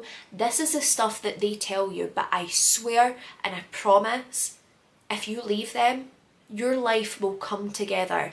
And if anyone out there is struggling in a relationship, coercive control, physical, verbal abuse, whatever it may be, you are worthy of getting out. You are worthy of a better life. You deserve more, and this horrible person does not deserve you, and they will never ever change. And if you are struggling, please reach out to someone, please talk to someone, because you do not deserve to live life this way. You deserve a happy, fulfilled life, and I am sending so much love and so much prayer your way. Now Lisa, she would wait on this man hand and foot. It was like this man could not do a single thing for himself. How dare he have to lift a finger when there's a woman in the house? She would cook for him, she would clean for him, give him foot rubs and massages whenever he wanted, and whenever he wasn't satisfied with her work, he would punish her. He would take away her phone, her car keys, her salary. Crazy stuff. Gabriel would constantly remind Lisa that she would be nothing without him, that her life will end if he is not in it. She needs him, she doesn't deserve him, he's too good for her. Like all this crap that is just so not true. He would also decide when Lisa can go and visit her family, and he would go with Lisa because he has to make sure she's not telling her family what it is that he's doing to her. And whilst around Lisa's family, he would grope her in front of them, laughing, loving the fact that he is embarrassing his wife and making everyone feel uncomfortable, showing every person in that room that he is the one in control. Not only was this man an abusive asshole, he was just vile as they come. He was cheating on his wife all the time and yet accusing her of cheating. And a lot of the time he was cheating on his wife with his own patients. And before we even dive into that, whenever he would have sex with Lisa, it was all on his terms. Now, he was obsessed with porn, okay? It was never about Lisa's needs and what she would want. It was about what he wanted. He would almost force Lisa to recreate these like pornos with him for his own sick pleasure. But Lisa's desires and needs, they were a second thought. Now, in June 2010, Gabriel Wortman, he would be investigated by Halifax Regional Police. And the reason for this is because he put out a threat against his own parents. He had told one of his uncles that he was going to drive over to his mother and father's house and he was going to murder them. So Gabriel's father had spoken to the police, and he says that, you know, they are majorly concerned because Gabriel, as far as they know and have witnessed in the past, he has pistols, he has like long-barreled guns. He's a very dangerous man. He also told the police that he held these firearms without a licence, and they should probably check it out because, you know, why he's got those guns, we don't really know. You know, he's using them to threaten everyone, but could he use them for something else? To be confirmed. But the police say to Paul, you know, his father, they're like, well, you know, you haven't seen the guns in 5 years, so why would we waste time getting a search warrant where we might go over there and the guns might not even be there anymore? Might not even be there anymore. Now, if you think something might not be there, the surefire way to know that they're not there is to check. Who cares if they're not there anymore? Just bloody check. Do your job. So in 2013, a neighbour, they had spoken to the RCMP. It was a neighbour in Portapeak, and the reason that they had spoke to the RCMP was due to the fact that they had witnessed Gabriel abusing his spouse, and they had also witnessed a large cache of illegal firearms that Gabriel had somehow obtained. Also, just in case you don't know what the RCMP is, because I didn't when I actually was looking into this case, it is the Royal Canadian Mounted Police. So ultimately this report comes in, they're concerned for the spouse of Gabriel, and they're also worried about the illegal firearms that he holds. But the RCMP says to this neighbour, this complaint hasn't come from the spouse, and we can't investigate it unless it came from the spouse who you're saying could be being abused. So basically the RCMP, they do nothing, and after this complaint, the abuse toward Lisa would just escalate even further. Now, in the years following, neighbours had noticed that Wortman had become increasingly paranoid. He had become increasingly controlling, if he could be even more controlling than he already was. But they just noticed shady behaviour from this man. People were saying that he was a chronic petty thief and somewhat of a career criminal who never got caught for a lot of the things he actually did. Now, neighbours, they noticed that Gabriel seemed to be stockpiling propane tanks and gasoline. He would also brag about having lime and muriatic acid for bodies.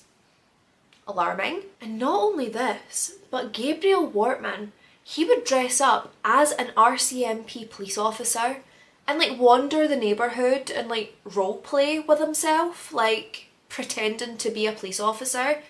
Almost childlike, but scary. Like he could almost believe that he was an officer. And then in 2018, there was a lot of reports coming into the police from patients of Gabriel Wortman's. They were saying that he was acting very inappropriately with the patients, and in particular, he was targeting his most vulnerable patients. He was exchanging sex acts for dental services, and it was always the vulnerable patients that he would target. And then we come to COVID-19, the worldwide pandemic that every single person was affected by, some more than others, absolutely. Gabriel Wortman, he said that he greatly struggled with the COVID-19 pandemic. Didn't we all? He was sad because his business had to be closed because it was seen as non-essential, and this apparently really affected his mental health, which I'm sure it did. My mum also had to close her business down whilst COVID was happening. It affected her mental health, but she was a good person who just, you know, tried to push by and push on. But Gabriel Wortman felt like he was the most important person. How should his practice be shut down? Like, it should still be open, and, you know, woe is me. And whilst I fail to have any sympathy for Gabriel Wortman himself, my heart just goes out to Lisa Banfield at this point. Because we know in the UK, in the US, across the globe, everywhere, abusive deaths of spouses, of children, was on the rise because they had no break from their abusers. Sometimes that abuser going to work or the abuse victim going to work was the only bit of respite that they were getting. And when the whole world was put on lockdown, This was the perfect opportunity for abusers because no one would really notice if someone was not communicating for a couple of days. It was just an awful, awful, horrendous time, and for people and women, men, children, whoever in Lisa's situation, this was the worst thing that could ever have happened. Throughout the period of lockdown, Gabriel Wortman, his alcohol abuse that skyrocketed, it was worse than ever. His abuse was worse than ever. Lisa Wortman had said that Gabriel was convinced that he was going to die. He believed this was all a government sort of thing and that we were all being targeted, which, you know, pretty sure a lot of people feel like that. Gabriel Wortman became consumed by the pandemic and he believed that the Prime Minister would start controlling everybody's money. So he had withdrawn almost $500,000 of his money. He was hiding it. He was stockpiling food and drink, anything, which again, I'm sure a lot of people did. But Gabriel had like 6 different houses or, you know, shelters that he had, and all 6 of these houses were all stockpiled. Now, one of Gabriel Wortman's most main hobbies and interests was collecting and obtaining RCMP memorabilia, and in particular, RCMP cruisers. So Wortman, he would purchase these decommissioned RCMP cruisers and he would modify them to look like the authentic vehicle. So he was purchasing these cruisers through government surplus auctions. He was then ordering the authentic decals to put onto the RCMP cruiser to make it look like the real deal. And they really, really did.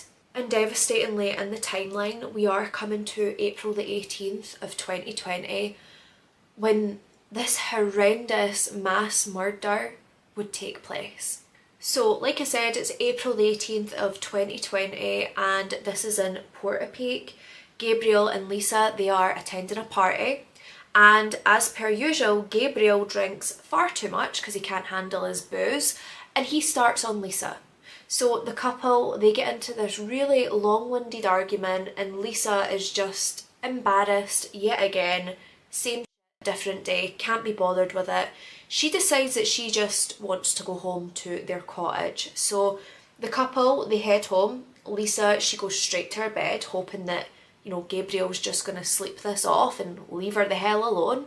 So Lisa has just started dozing off. It is around 10 p.m. when suddenly she is awoken by Gabriel. So her eyes ping open, and the minute they open, Gabriel just starts to brutally beat Lisa. And Lisa notices he's wearing an RCMP uniform, like an illegit uniform that he had been able to purchase online. So Wortman, he grabs Lisa, gets her up, grabs her shoes, forces her outside, and whilst they're going outside, he's like, "Oh, watch your feet on the gasoline that I've sprayed over the entire house, Lisa." What do you mean? Once Gabriel has Lisa where he wants her, he starts to fire the gun near her feet, like basically making Lisa dance to avoid the bullets. He then proceeds to grab the shoes off of Lisa's feet. He then drags her by the hair over to the RCMP vehicle, where he would just throw her right into the back. Now, he was armed with a Cole Law Enforcement grade carbine rifle, a Ruger Mini 14 rifle, a Glock GmbH semi-automatic pistol, and a Ruger P89 semi-automatic pistol. So Lisa, she looks out the window of this RCMP vehicle, and when she looks behind her, she sees that the cottage is completely engulfed in flames. Not only this, she sees Gabriel continue to pour gasoline over a shed nearby the cottage, as well as his truck, and light that on fire. Now luckily, the doors of the vehicle that Lisa had been thrown into, they were left open. So Lisa, she sees the opportunity and she takes it. She runs out of that vehicle and escapes into the woods where she would hide. Now a neighbour nearby, they've noticed the flames and they're concerned for their neighbours, so they call 911. Now the neighbour who had noticed the flames and who had contacted 911, this was Lisa McCulley. And she was so concerned for her 2 neighbours that she would leave her house, leaving her own sleeping children in the house. She would run over to the cottage to try and check on Gabriel and Lisa. But when she arrived, Gabriel immediately shot and killed her. Wortman did not even flinch when he did this, and he just hops in his RCMP vehicle and he drives over to the home of Greg and Jamie Blair. Now, Jamie is Greg's wife. I just wanted to put that in there because obviously it's a unisex name, so just so you know who it is I'm speaking about. Now, Greg and Jamie, they lived on the next road, and Gabriel, he proceeds to immediately kill Greg. He then chases Jamie into the house, through the house. Jamie runs up the stairs, she gets her 2 sons, and she hides them in a bedroom, and she locks the door and immediately calls 911. Now, she's got her sons to go under the bed. She wants to make sure nothing is going to happen to them. And it's just devastating, but Gabriel Wortman, he sprays gunfire through this door and he shoots and kills Jamie. Her 2 sons just lying under the bed, and they see their mother die right in front of them. But luckily, these little boys, they are smart, and what they do is they see an opportunity to jump out of that bedroom window and they run to a neighbour's for help. The neighbour's house that they run to is the McCulleys. Lisa McCulley, who was Wortman's first victim. They go in and they hide with Lisa's children. Gabriel Wortman, he then moves on to the home of Frank and Dawn Gulinshin, where he shot and killed them both in cold blood and then just set their home on fire like they were nothing. Now, another couple who live nearby to Frank and Dawn, they see the flames, they see carnage is going on, they're concerned about their neighbours, so they hop in their car and they drive over to Frank and Dawn's to make sure that they're okay. This town of helpful neighbours who care about each other, putting their lives at risk to make sure each other is okay, only to be met by this sick and twisted monster. So the couple, they're on their way over in their vehicle, but they slow down immediately when they see this RCMP vehicle, and more specifically, when they see who is driving this vehicle. Because they knew Gabriel Wortman. They knew the kind of man he was, and they knew that he was not part of the RCMP. So what the hell was he doing? Now, the couple, they go to turn their vehicle around. As they do this, Gabriel releases 2 shots. 2 shots. One of them hits the shoulder of the man in the vehicle, and the second one grazes his forehead.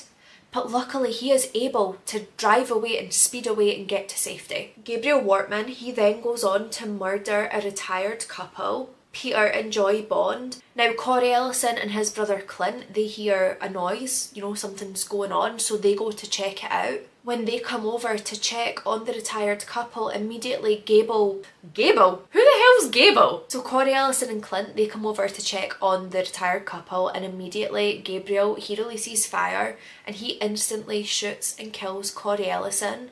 Clint, he then runs away into the woods nearby, again trying to seek safety. Next, Gabriel would target the home of Jolene and Aaron Tuck, and also the home of their teenage daughter Emily Tuck.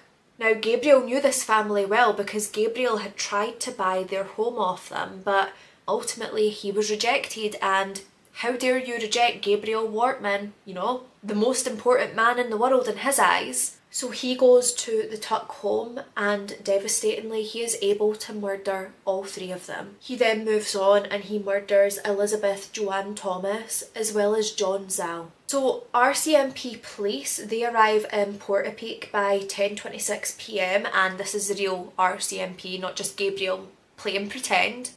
And when they get there, they cannot believe what they are seeing. There is buildings on fire, there is dead bodies, there's wounded witnesses. And luckily, these witnesses who have survived, they are able to tell the police who this gunman is. The fact that he's dressed up as an RCMP officer and driving in an RCMP cruiser. So at this point, they know it's Gabriel Wortman. They know who it is they're looking for. So even more police arrive, and they're all kind of chatting, they're brainstorming, and they come to the conclusion that this mass shooter, he's probably just going to commit suicide after he commits these murders, so probably no reason to worry. But just in case, they establish perimeters, they search homes, they bring in police dogs, and they also station a roadblock on what they believe is the only road out of town. However, there is also a dirt road that leads out of town that did not have a roadblock because they didn't even know it existed. And you can probably guess that this dirt road that leads out of the town This was utilised by none other than Gabriel Wortman, and just shortly after 11 p.m, he arrives in Derbert, which is a small town about 24 kilometres northeast of Portapeak. Once he's there, he hides his vehicle behind a welding shop, and he would remain there for more than 6 hours. And at 5:32 a.m. on April the 19th, he left, driving north. So by 6:29 a.m, the killer, he has now arrived in Wentworth, which is around 40 kilometres from Derbert. Now, once he's there, he stops on Hunter Road, and the reason he stops there is because this was the home of a couple that he knew. So whilst he's here, he would murder Alana Jenkins as well as Sean McLeod before then setting their home on fire. After this, he would then murder their neighbour, Tom Bagley. Now, it's around the same sort of time where Lisa Banfield, she would emerge from the woods in Portapeak that she has been hiding in all night, terrified for her life. Once she's out of the woods, she heads over to a neighbour's home so she could call 911. So she calls 911 and she identifies her husband as the shooter. She gives the name, their address, what he's wearing, what he is driving, literally every single thing they would need to be able to locate him if they came across him. So the police, they jump on Twitter, right? And they're like, let's alert the public. So the police tweet and they say that there is an active shooter in Portapeak, and basically says that it's concealed to the area of Portapeak, so everyone here should stay inside. But what they don't realise is this gunman is now 50 kilometres away. He is no longer in Portapeak. The people in Portapeak at the moment are safe. And they don't even, warn any other towns that, he could possibly be there, because they didn't realise there was another dirt road out of town. So Wortman, he leaves Wentworth and he would head south on Highway 4. Now, around 9:43 a.m, near Wentworth Provincial Park, he slowed down, and through his open window, he would shoot Lillian Hislop, someone who was just walking down the street. At 10:08 a.m, pretending to be an RCMP police officer, he would pull over a vehicle of Kristen Beaton. Kristen Beaton, she was a pregnant woman. She was pregnant with her second child, but when she is stopped by Gabriel, he shoots her dead. He would then shoot Heather O'Brien, who was just driving by. Gabriel, he then heads south, driving through Truro, and he stopped around 10:25 a.m, and this stop, it was very brief. He was outside a gas station, and then he's just sitting there for a little bit before heading south again on Highway 2. So RCMP constables Chad Morrison and Heidi Stevenson, they radio each other, and they decide that they're going to meet at the intersection of Highway 2 and Highway 224. So Constable Morrison, he arrives first, and then just a few moments later, who he believes to be Constable Stevenson pulls up alongside him. But very quickly he would realise that in this RCMP vehicle is not Constable Stevenson, it is Gabriel Wortman. Gabriel Wortman, he then shot Constable Morrison multiple times, but somehow Constable Morrison, he was able to escape, he was able to get away, and he called for backup. So Gabriel Wortman, he continues, he speeds off heading south on Highway 2, and as he's driving down this way, he collides with Constable Stevenson, who was on their way to meet Constable Morrison. Now, Constable Stevenson gets out the vehicle, they are badly injured, and Gabriel Wortman would shoot and kill them right there and then. Wortman then shot and killed Joey Webber, who was just driving by, before then stealing his 2007 Ford Escape. At 11:06, Gabriel Wortman, he would arrive at the home of a professional acquaintance by the name of Gina Goulet, and he would immediately shoot and kill Gina. He then changes out of his RCMP uniform and he then steals her Mazda 3. After he's stolen her vehicle and gotten changed, he would then head south down Highway 102. So Gabriel, he's driving toward Enfield, where he decides that he needs to refuel the car, so he would stop at a gas station. As he's sitting at this gas station, RCMP tactical police team, they show up because they're just refueling, okay? They don't know Gabriel Wortman's going to be there. but they immediately spot him. So the officers, they get out of their RCMP vehicle, they're approaching Gabriel in this Mazda 3 vehicle, and he starts getting really erratic, he starts lashing out, he's raising up a gun that he had stolen from Constable Stevenson, who he had murdered, and he goes to shoot the police. But before he can, this police team take this POS down.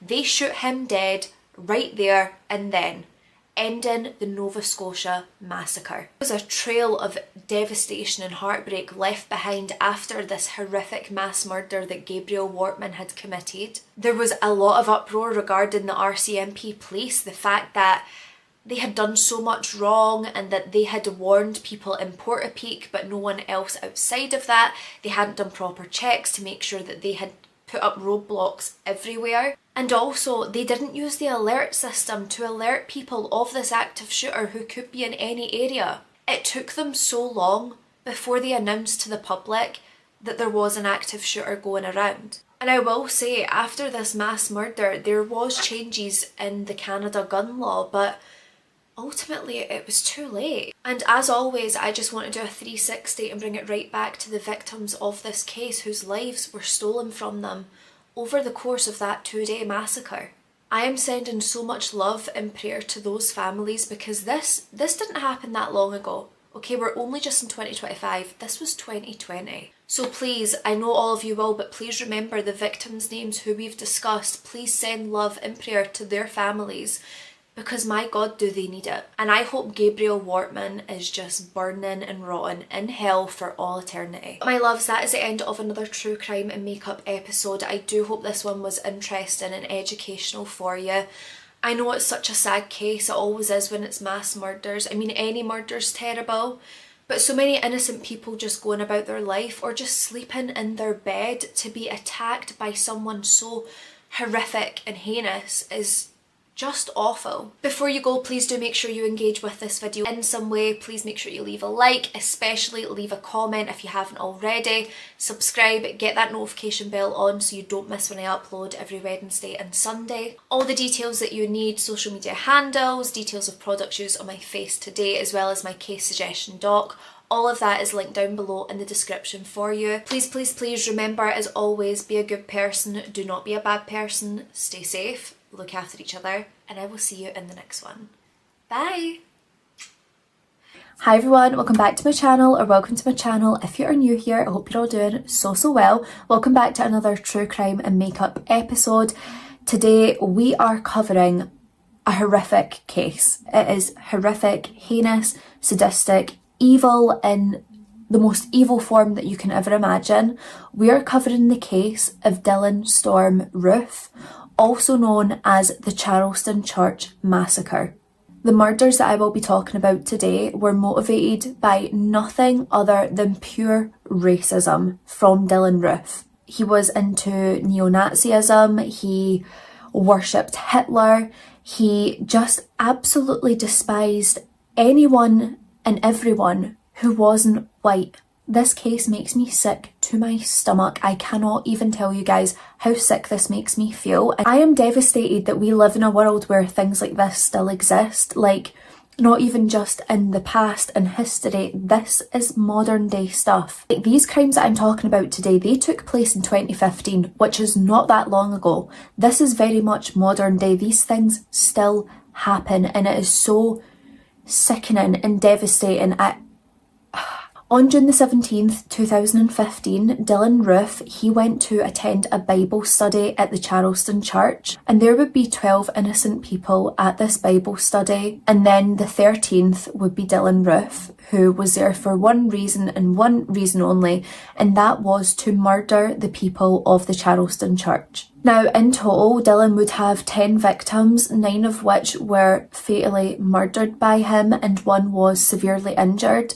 And every single one of these 10 victims were African American. This case just really gets to me. It really hits me. See, I'm getting emotional already and we're not even in the case.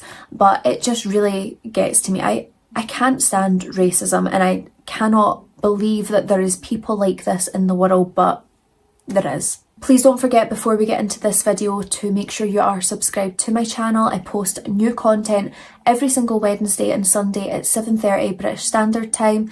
It would also mean the world to me if you could engage with the video in some way.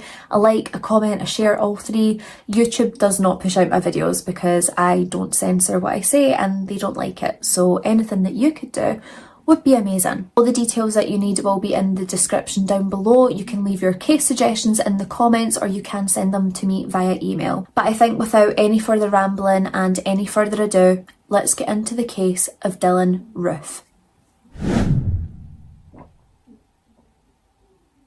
Not me taking an absolutely huge gulp of water because this case has me absolutely raging and I have so much to express. Okay, so today on Scumbag Central, we have Dylann Storm Roof. Yeah, Dylann Storm Roof, okay?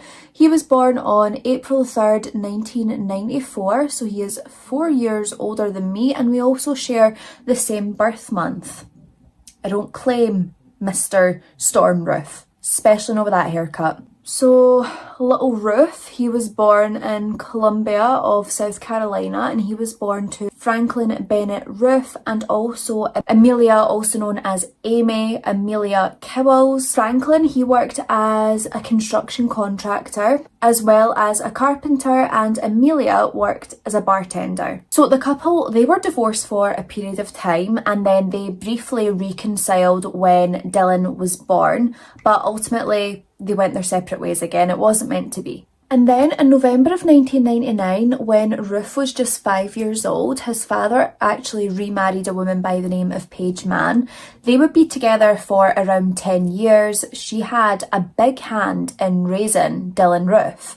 They would wind up getting a divorce, and it was said later that apparently Paige Mann had said that Franklin was physically and verbally abusive toward her.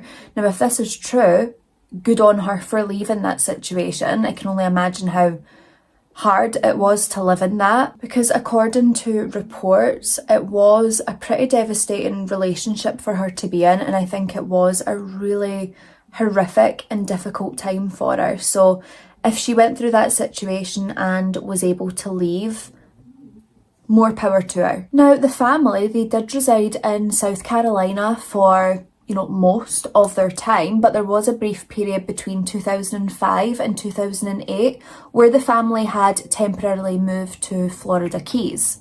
Now, in a 2009 affidavit that was filed for the divorce for Paige and Franklin, she had actually stated that Dylann Roof had suffered with obsessive compulsive disorder, and she described it as him being very obsessive over germs, and another really huge obsession for him was having his hair cut in a particular way. Now listen, I think we can all relate in some way that, if we're used to having our hair cut a certain way and we like it that way, then we're not going to change it up. We're always going to get it that same way. And I'm sure if it was cut slightly different, we'd be like, don't like that, that's annoying. Maybe even shed a tear, okay, because I'm a bit precious when it comes to my hair. But Dylann would kick off. He would kick off. Like, if you did not have his little pumpkin bowl cut haircut perfect, he was not a happy puppy. Obsessive compulsive disorder is not funny at all, but to me it's just funny that, he was so dying to have his hair cut into that bowl cut so perfectly all the time. So in the space of just 9 years, Dylann Roof had attended 7 different schools. He stopped attending classes in 2010 and then ultimately he just went to completely drop out of school. He was spending his time playing video games, and if he wasn't playing video games, he was taking drugs. The norm. Now, prior to this horrific and devastating attack taking place, Roof was alternating between living with Franklin and living with Amelia in downtown Columbia and Hopkins. However, it is said that he would actually spend most of his time with his stepmother, Paige Mann.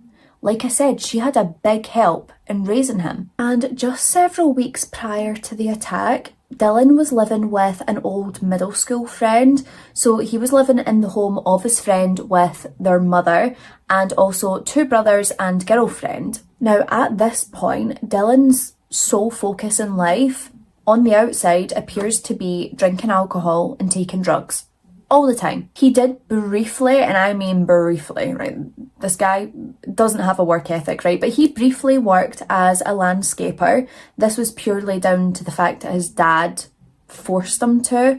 I guess his dad just wanted him to have like some form of prospect in life. I mean, if you're not going to go to school, try and get a job. If you've no interest in college, try and get some work. However, he would end up quitting this job not long before the shooting took place. Now, when Dylann Roof was 19 years old, his mother's brother, so his uncle Carson Kibbles, he had expressed a really deep concern regarding his 19-year-old nephew. He was really worried at how socially withdrawn he was. I mean, he would spend all his time in his room. He did not want to spend any time with family, friends, peers, anyone. He just wanted to be alone in his room, no one around. Now, his uncle, obviously caring about his nephew, he tried to mentor him a bit. He tried to, take him under his wing, get him out of the house. He tried to be a guide for him. And the minute that Carson was trying to help Dylann completely cut him out of his life. It was like he was choosing, I have one path that I want to go down, and that does not involve you. And you know what I think is really sad as well is that his uncle Carson, he wasn't expecting God's work from him. He just wanted to know that his nephew was doing okay and that he was going down the right path in life. He tried to encourage him to get a job, even if it was just a part-time job, just something to focus on. And he also had said to him, you should think about getting your driving license and then you can, drive around freely if you want, or get a job elsewhere if you want to go long distance. Like, he was just trying to do the most to help Dylann. And as we've sort of briefly spoken about, Paige Mann, his stepmother, she had a huge hand in raising him. I mean, she was in his life for 10 years, and during that point, it really was Franklin, Paige and Dylann. She had a big part to play in his life. And when the divorce had taken place, it felt like very suddenly after that, Dylann completely cut off contact with her as well, despite her wanting to help him get in the straight and narrow and guide him, just like his uncle did. Now, another example of his family trying to connect and just being shunned is when his sister was getting married.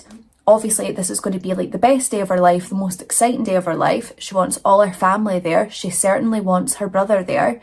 He had no interest whatsoever. She sent out the invitations. He didn't even bother to respond.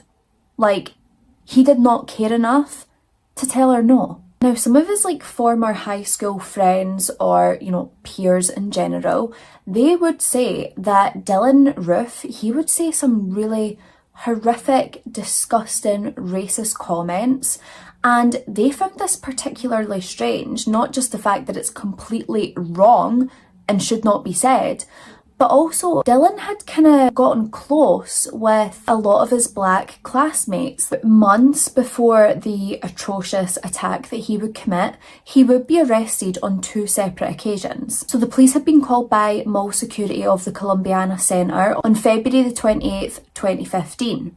Now, the reason that the mall security had called the police is because they noticed that this guy was walking around looking very, very suspicious. He was dressed from head to toe in all black clothing, and he was going around and asking the mall employees very, very unsettling and worrying questions. And this was worrying enough that the employees flagged it to the security, who decided, we need the police to come in and question this guy because something feels a bit sinister. Now, during the police questioning, they did actually receive consent from Dylann Roof to conduct a search. Now, when they conducted this search on Dylann, they discovered several strips of Suboxone. Now, Suboxone is a prescription medication and it is usually used to treat opioid disorder. Now, this can sometimes be sold illegally and used for recreational or therapeutic purposes. It does tend to be for therapeutic purposes, but with this guy, Who knows? Now, because Roof didn't actually have a prescription for the medication, the police had arrested him with a misdemeanor charge, and he was to be banned from the Columbiana Center Mall for a year. So Roof would be investigated on March the 13th of 2015 because he was loitering in his parked car near a park, and it looked suspicious. He was actually recognised by an off-duty police officer, and they had called in their colleague to come in and investigate this. So the police officer comes to conduct somewhat of an investigation, and they search his vehicle. Now, when they search his vehicle, they find a forearm grip for an AR-15 semi-automatic rifle alongside 6 unloaded magazines. What could he be needing all this for? So, of course, the police, they question him and they ask, why does he have the forearm grip for the AR-15? Now, Dylann states that he actually wanted to buy an AR-15, but he didn't have enough money, so he settled for what he's got. Now, after he explains this to the police, I was kind of hoping that he would be arrested, but it's not actually illegal to have a forearm grip in South Carolina, so he was basically let go with this. Then on the 26th of April 2015, Roof would be arrested again, and this time it was for trespassing on the Columbiana Center Mall property. He wasn't meant to be there. He was banned, and this was in violation of his ban.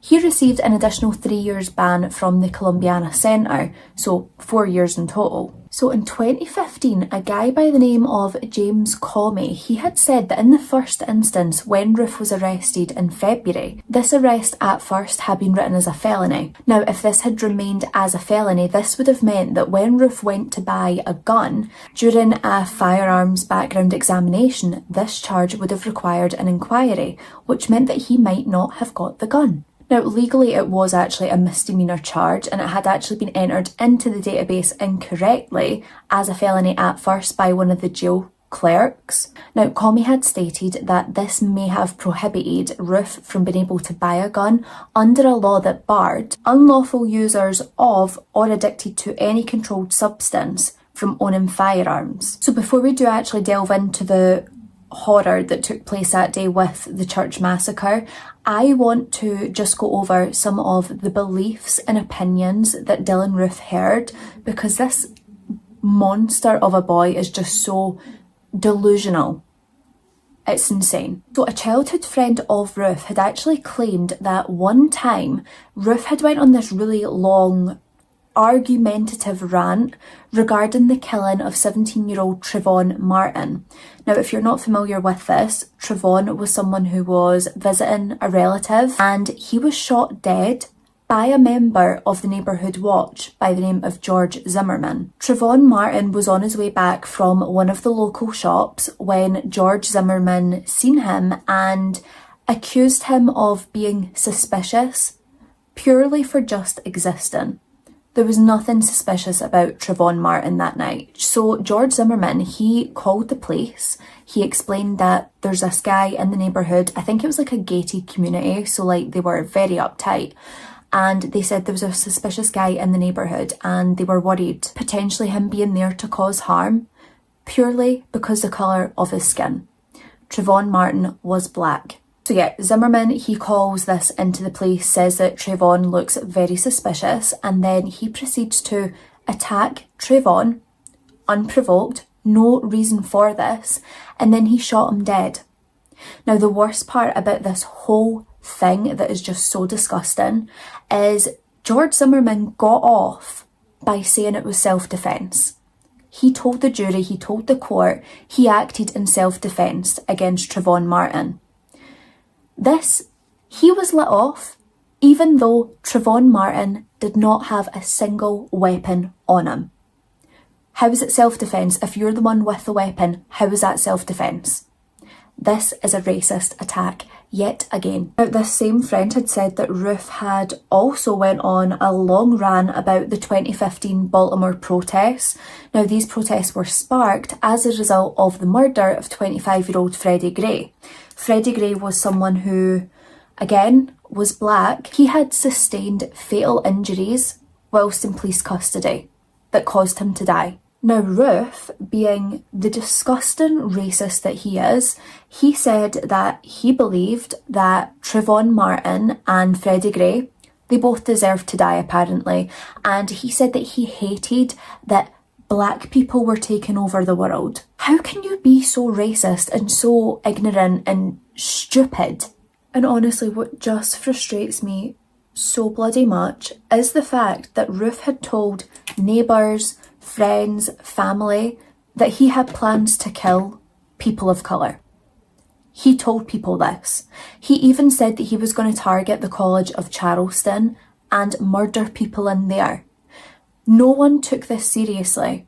No one believed that he would do it, and therefore no one thought it was something that had to be reported to the police. For the love of God, if someone tells you something like this and you know that they're a bit unhinged, because everybody knew that Roof was a bit of a weirdo, if you know this, report it. And see, even if they're not serious and you still report it, at least then you know. Now, Dylann Roof, he also had a website that had been registered to him on February the 9th of 2015.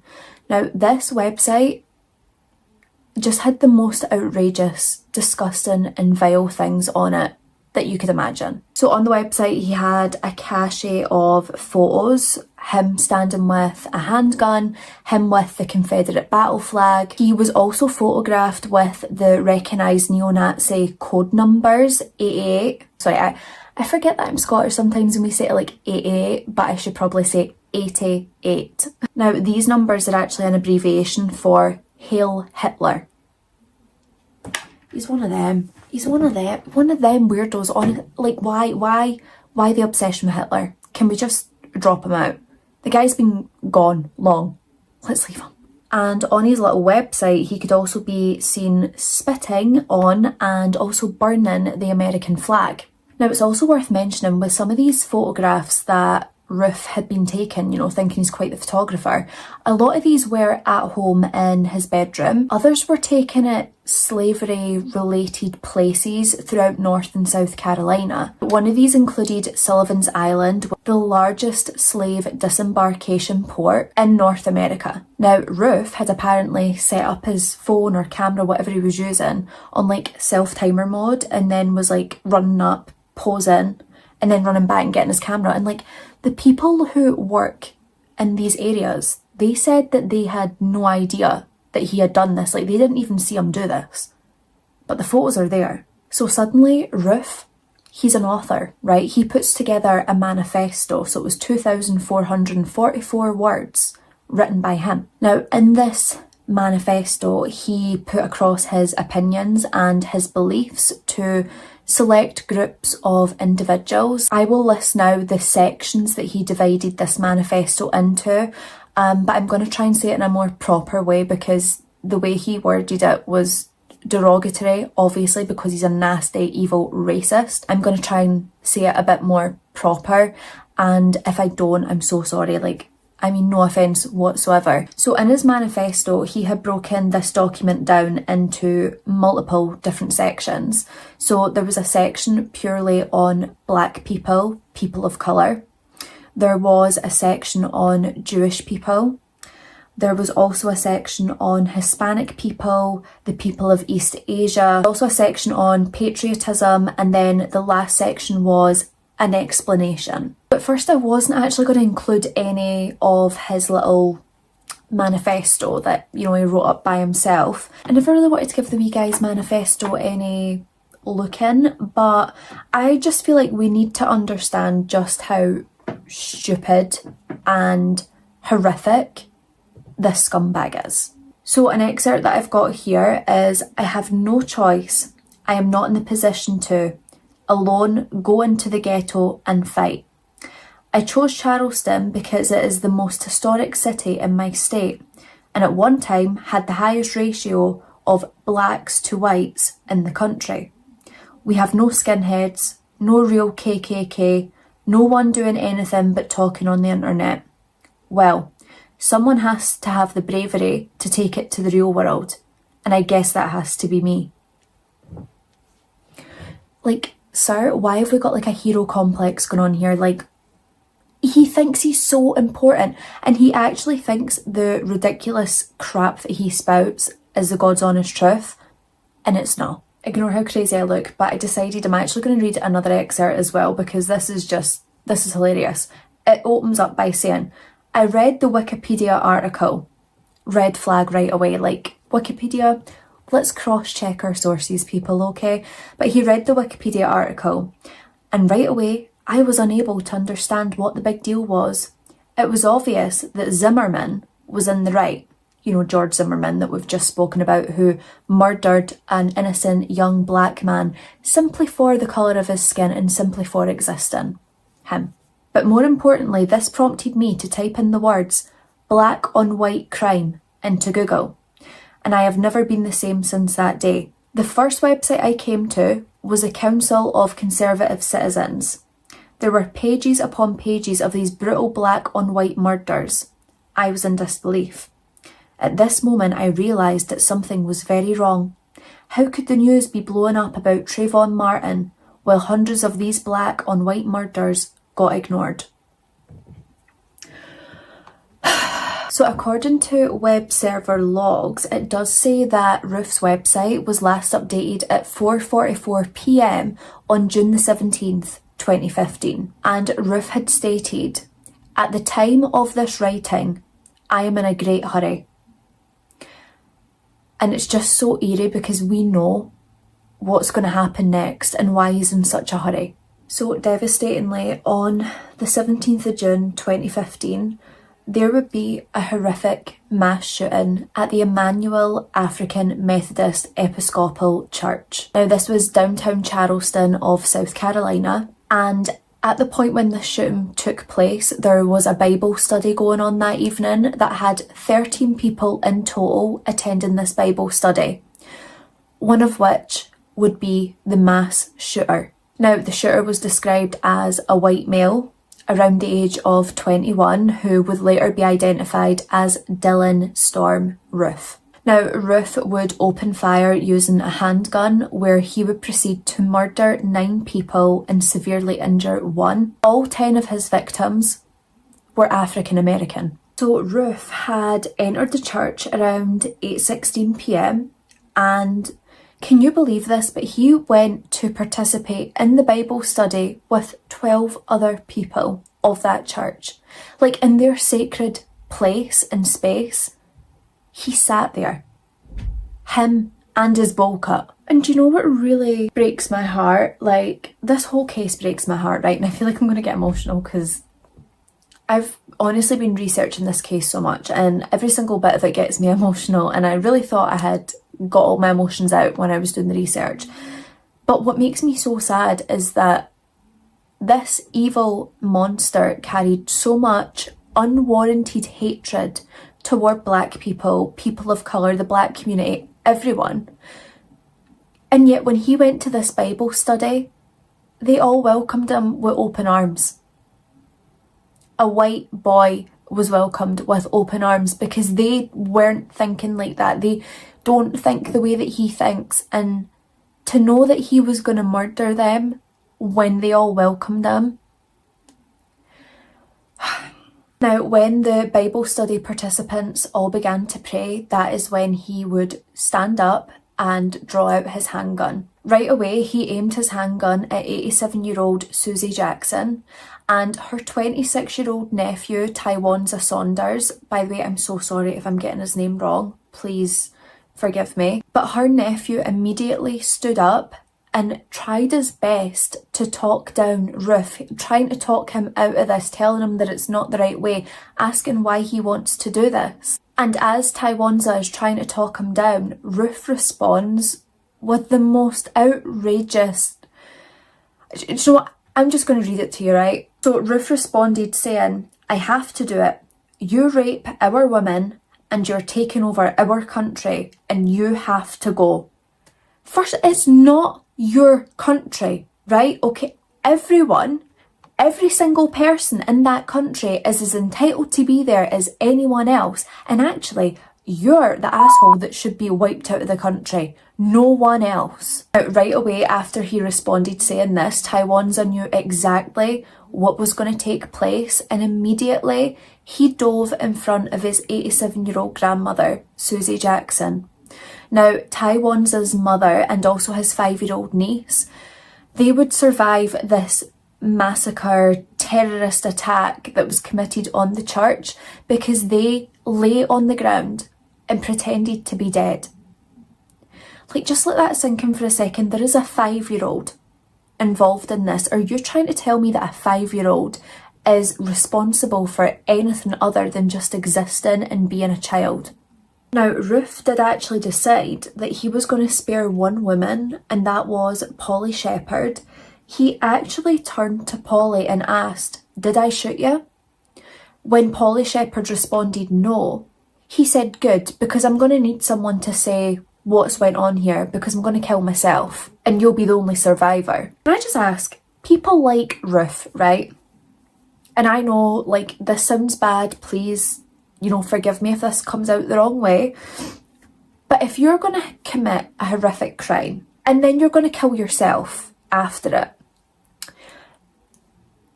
just asking for a friend, could you possibly just kill yourself, rid the world of some evil and leave the innocent people to live a happy life? Could you do that? Now, Roof did actually turn the gun on himself. He put it up to his head, but when he went to pull the trigger, he realised he was out of ammunition. Like, why is it people like that seem to have that kind of luck? That's when they run out of ammunition? No, when they're killing innocent people, but when they're going to turn it on themselves. Now, this horrific and awful ordeal, I bet for people in that moment, it would have felt like it lasted a lifetime, but the shooting itself had lasted around 6 minutes, which of course is a horrific amount of time to endure this torture, but they had said that it felt a whole lot longer than that. Now, after seeing security photos of Dylann entering that church, his own father and also his uncle, they called the police to positively identify him. The FBI, they released his name, Dylann Storm Roof, as the suspect and had everyone across the state looking for this man. So at 10:44 a.m, the morning after the horrific massacre and terrorist attack that he committed on the church, Roof was captured in a traffic stop in Shelby, which was around 245 miles away from where he had committed this attack. Roof was identified because of his bowl cut, and that made me chuckle just a bit. He was identified through his bowl cut. That haircut that he cares so much about would be his downfall. Now, a .45 caliber pistol was found in his vehicle during the search of the traffic stop, and at this time, they couldn't quite determine whether it was the pistol used or not. So of course, Roof was arrested and interrogated by the FBI, and apparently when the FBI told him that he had murdered 9 innocent people, he responded by saying that he felt bad, which I do not believe for a single second that he felt bad about this. I honestly just don't, because he had thought the number of, victims who had passed away was much lower. How can you think that when you're opening fire and actively aiming at each individual that your victim count's going to be lower? Like, come get a grip. Now, Roof had confessed that he had been planning this horrific attack for 6 months, and also said that he targeted the Charleston church because of its role in African American history. So yet again, just showing it is racially motivated 1000%. Now, on January the 10th, 2017, the jury of his trial recommended that he face the death penalty, and on January the 11th of 2017, Judge Dergill formally sentenced Dylann Storm Roof to death. So on April the 27th, 2017, Roof would arrive at the USP Terror Hub. This was the location of federal death row and also the federal death row execution chamber. Listen, I'll be honest, I've skipped a lot of details regarding his trial, his imprisonment, because I don't care about this man. I don't care. I don't care what he has to say. I don't care about his stupid appeals, okay? But what we do know is that he did appeal his sentence and that was rejected. And I do just want to read exactly what the judge said, because I think it was like, love that. So the judges wrote that in their opinion, no cold record or careful parsing of statutes and precedents can capture the full horror of what Roof did. His crimes qualify him for the harshest penalty that a just society can impose. Mic drop. Now listen, whilst I don't want to go on too much about his trial and his time in prison, I did think it would please you guys to know that he was attacked in prison not too long after he was incarcerated, which is great. I think the wounds they weren't that severe, which is a bit annoying, take him out low-key, but he was attacked, which that's nice to hear. And do you know what's to me it's honestly so laughable, and I know it's so horrific and heinous, right? But to me, it is so laughable that there was a group, I should say, because they stopped in 2020, but that's a whole other thing. But there was a group of neo-Nazis, white supremacists, which can I just say, white supremacy, those words turn my blood cold. Ugh. I just cannot stand racism. I cannot tell you enough how much it boils my blood. And when I hear things like white supremacy and don't want to hear it. But this group, they named themselves the Bowl Patrol in commemoration of what Dylann Roof did. And it's how pathetic are you that you're basically worshipping this little man-child when you're probably in your 50s and 60s sitting at home unemployed on the internet typing away on your wee neo-Nazi forum. It's pathetic. Get a life. Now, before I do end today's episode, I do want to take a second to go through the list of victims who sadly lost their lives that day.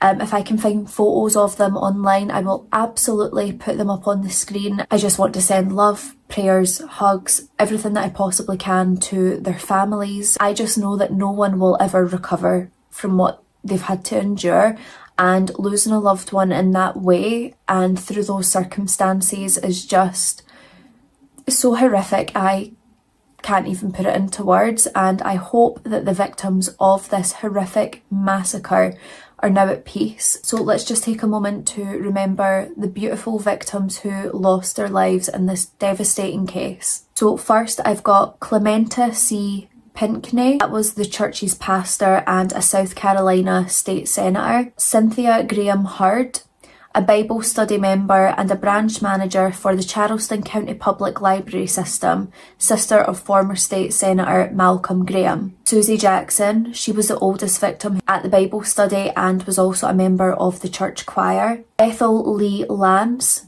the church's sexton. DePayne Middleton Doctor, a pastor who was also employed as a school administrator and admissions coordinator at Southern Wesleyan University. Tywanza Saunders, the youngest victim, who was a graduate of Allen University and grandnephew of victim Susie Jackson. Daniel L. Simmons, a pastor who also served at Greater Zion AME Church in Awendo. Sharonda Coleman Singleton, a pastor, also a speech therapist and a track coach at Goose Creek High School. And Myra Thompson, a Bible study teacher. Now, these victims were later referred to as the Emmanuel Nine. So everyone, that is the end of another True Crime and Makeup episode. I really hope this one was interesting for you guys to hear about, and not interesting as in what happened to these poor individuals, but just the situation surrounding it is unfathomable to me. I think when you're not that way inclined, you will never ever be able to understand why these people commit these crimes. It's just so heinous. I truly do send so much love and prayers to the families, to the victims, everyone that was involved in that horrific day. I can't even imagine the pain that they've all endured. Please don't forget, if you do enjoy true crime and makeup, don't forget to subscribe to my channel, put the notification bell on so you don't miss when I upload, which is every Wednesday and Sunday at 7:30 British Standard Time. If you do enjoy this video, please don't forget to engage with the video in some way. A like, a comment, a share, all three goes such a long way. Because I don't censor what I say on YouTube, they don't really like it, so they don't push my videos out, and I find it really hard to get any reach on my videos. So whatever you can do to engage in the video would mean so much to me. Don't forget, in the comments down below you can leave your case suggestions, or you can email them to myself, which you will find in the description below, alongside my social media handles, my Instagram and TikTok. And if you're interested in anything that I've used on my face today, I will have all the details below with all the links in the description for you. As usual, I just want to thank you all so much for your love and support on my channel. It means the world to me. If I could do this full time one day, you know, that's my wish every single day. If I could finally do this full time, that would be like my life complete, honestly. But thank you so much for watching. Be a good person, don't be a bad person. Look after each other, stay safe, and until the next time, I'll see you later. Bye.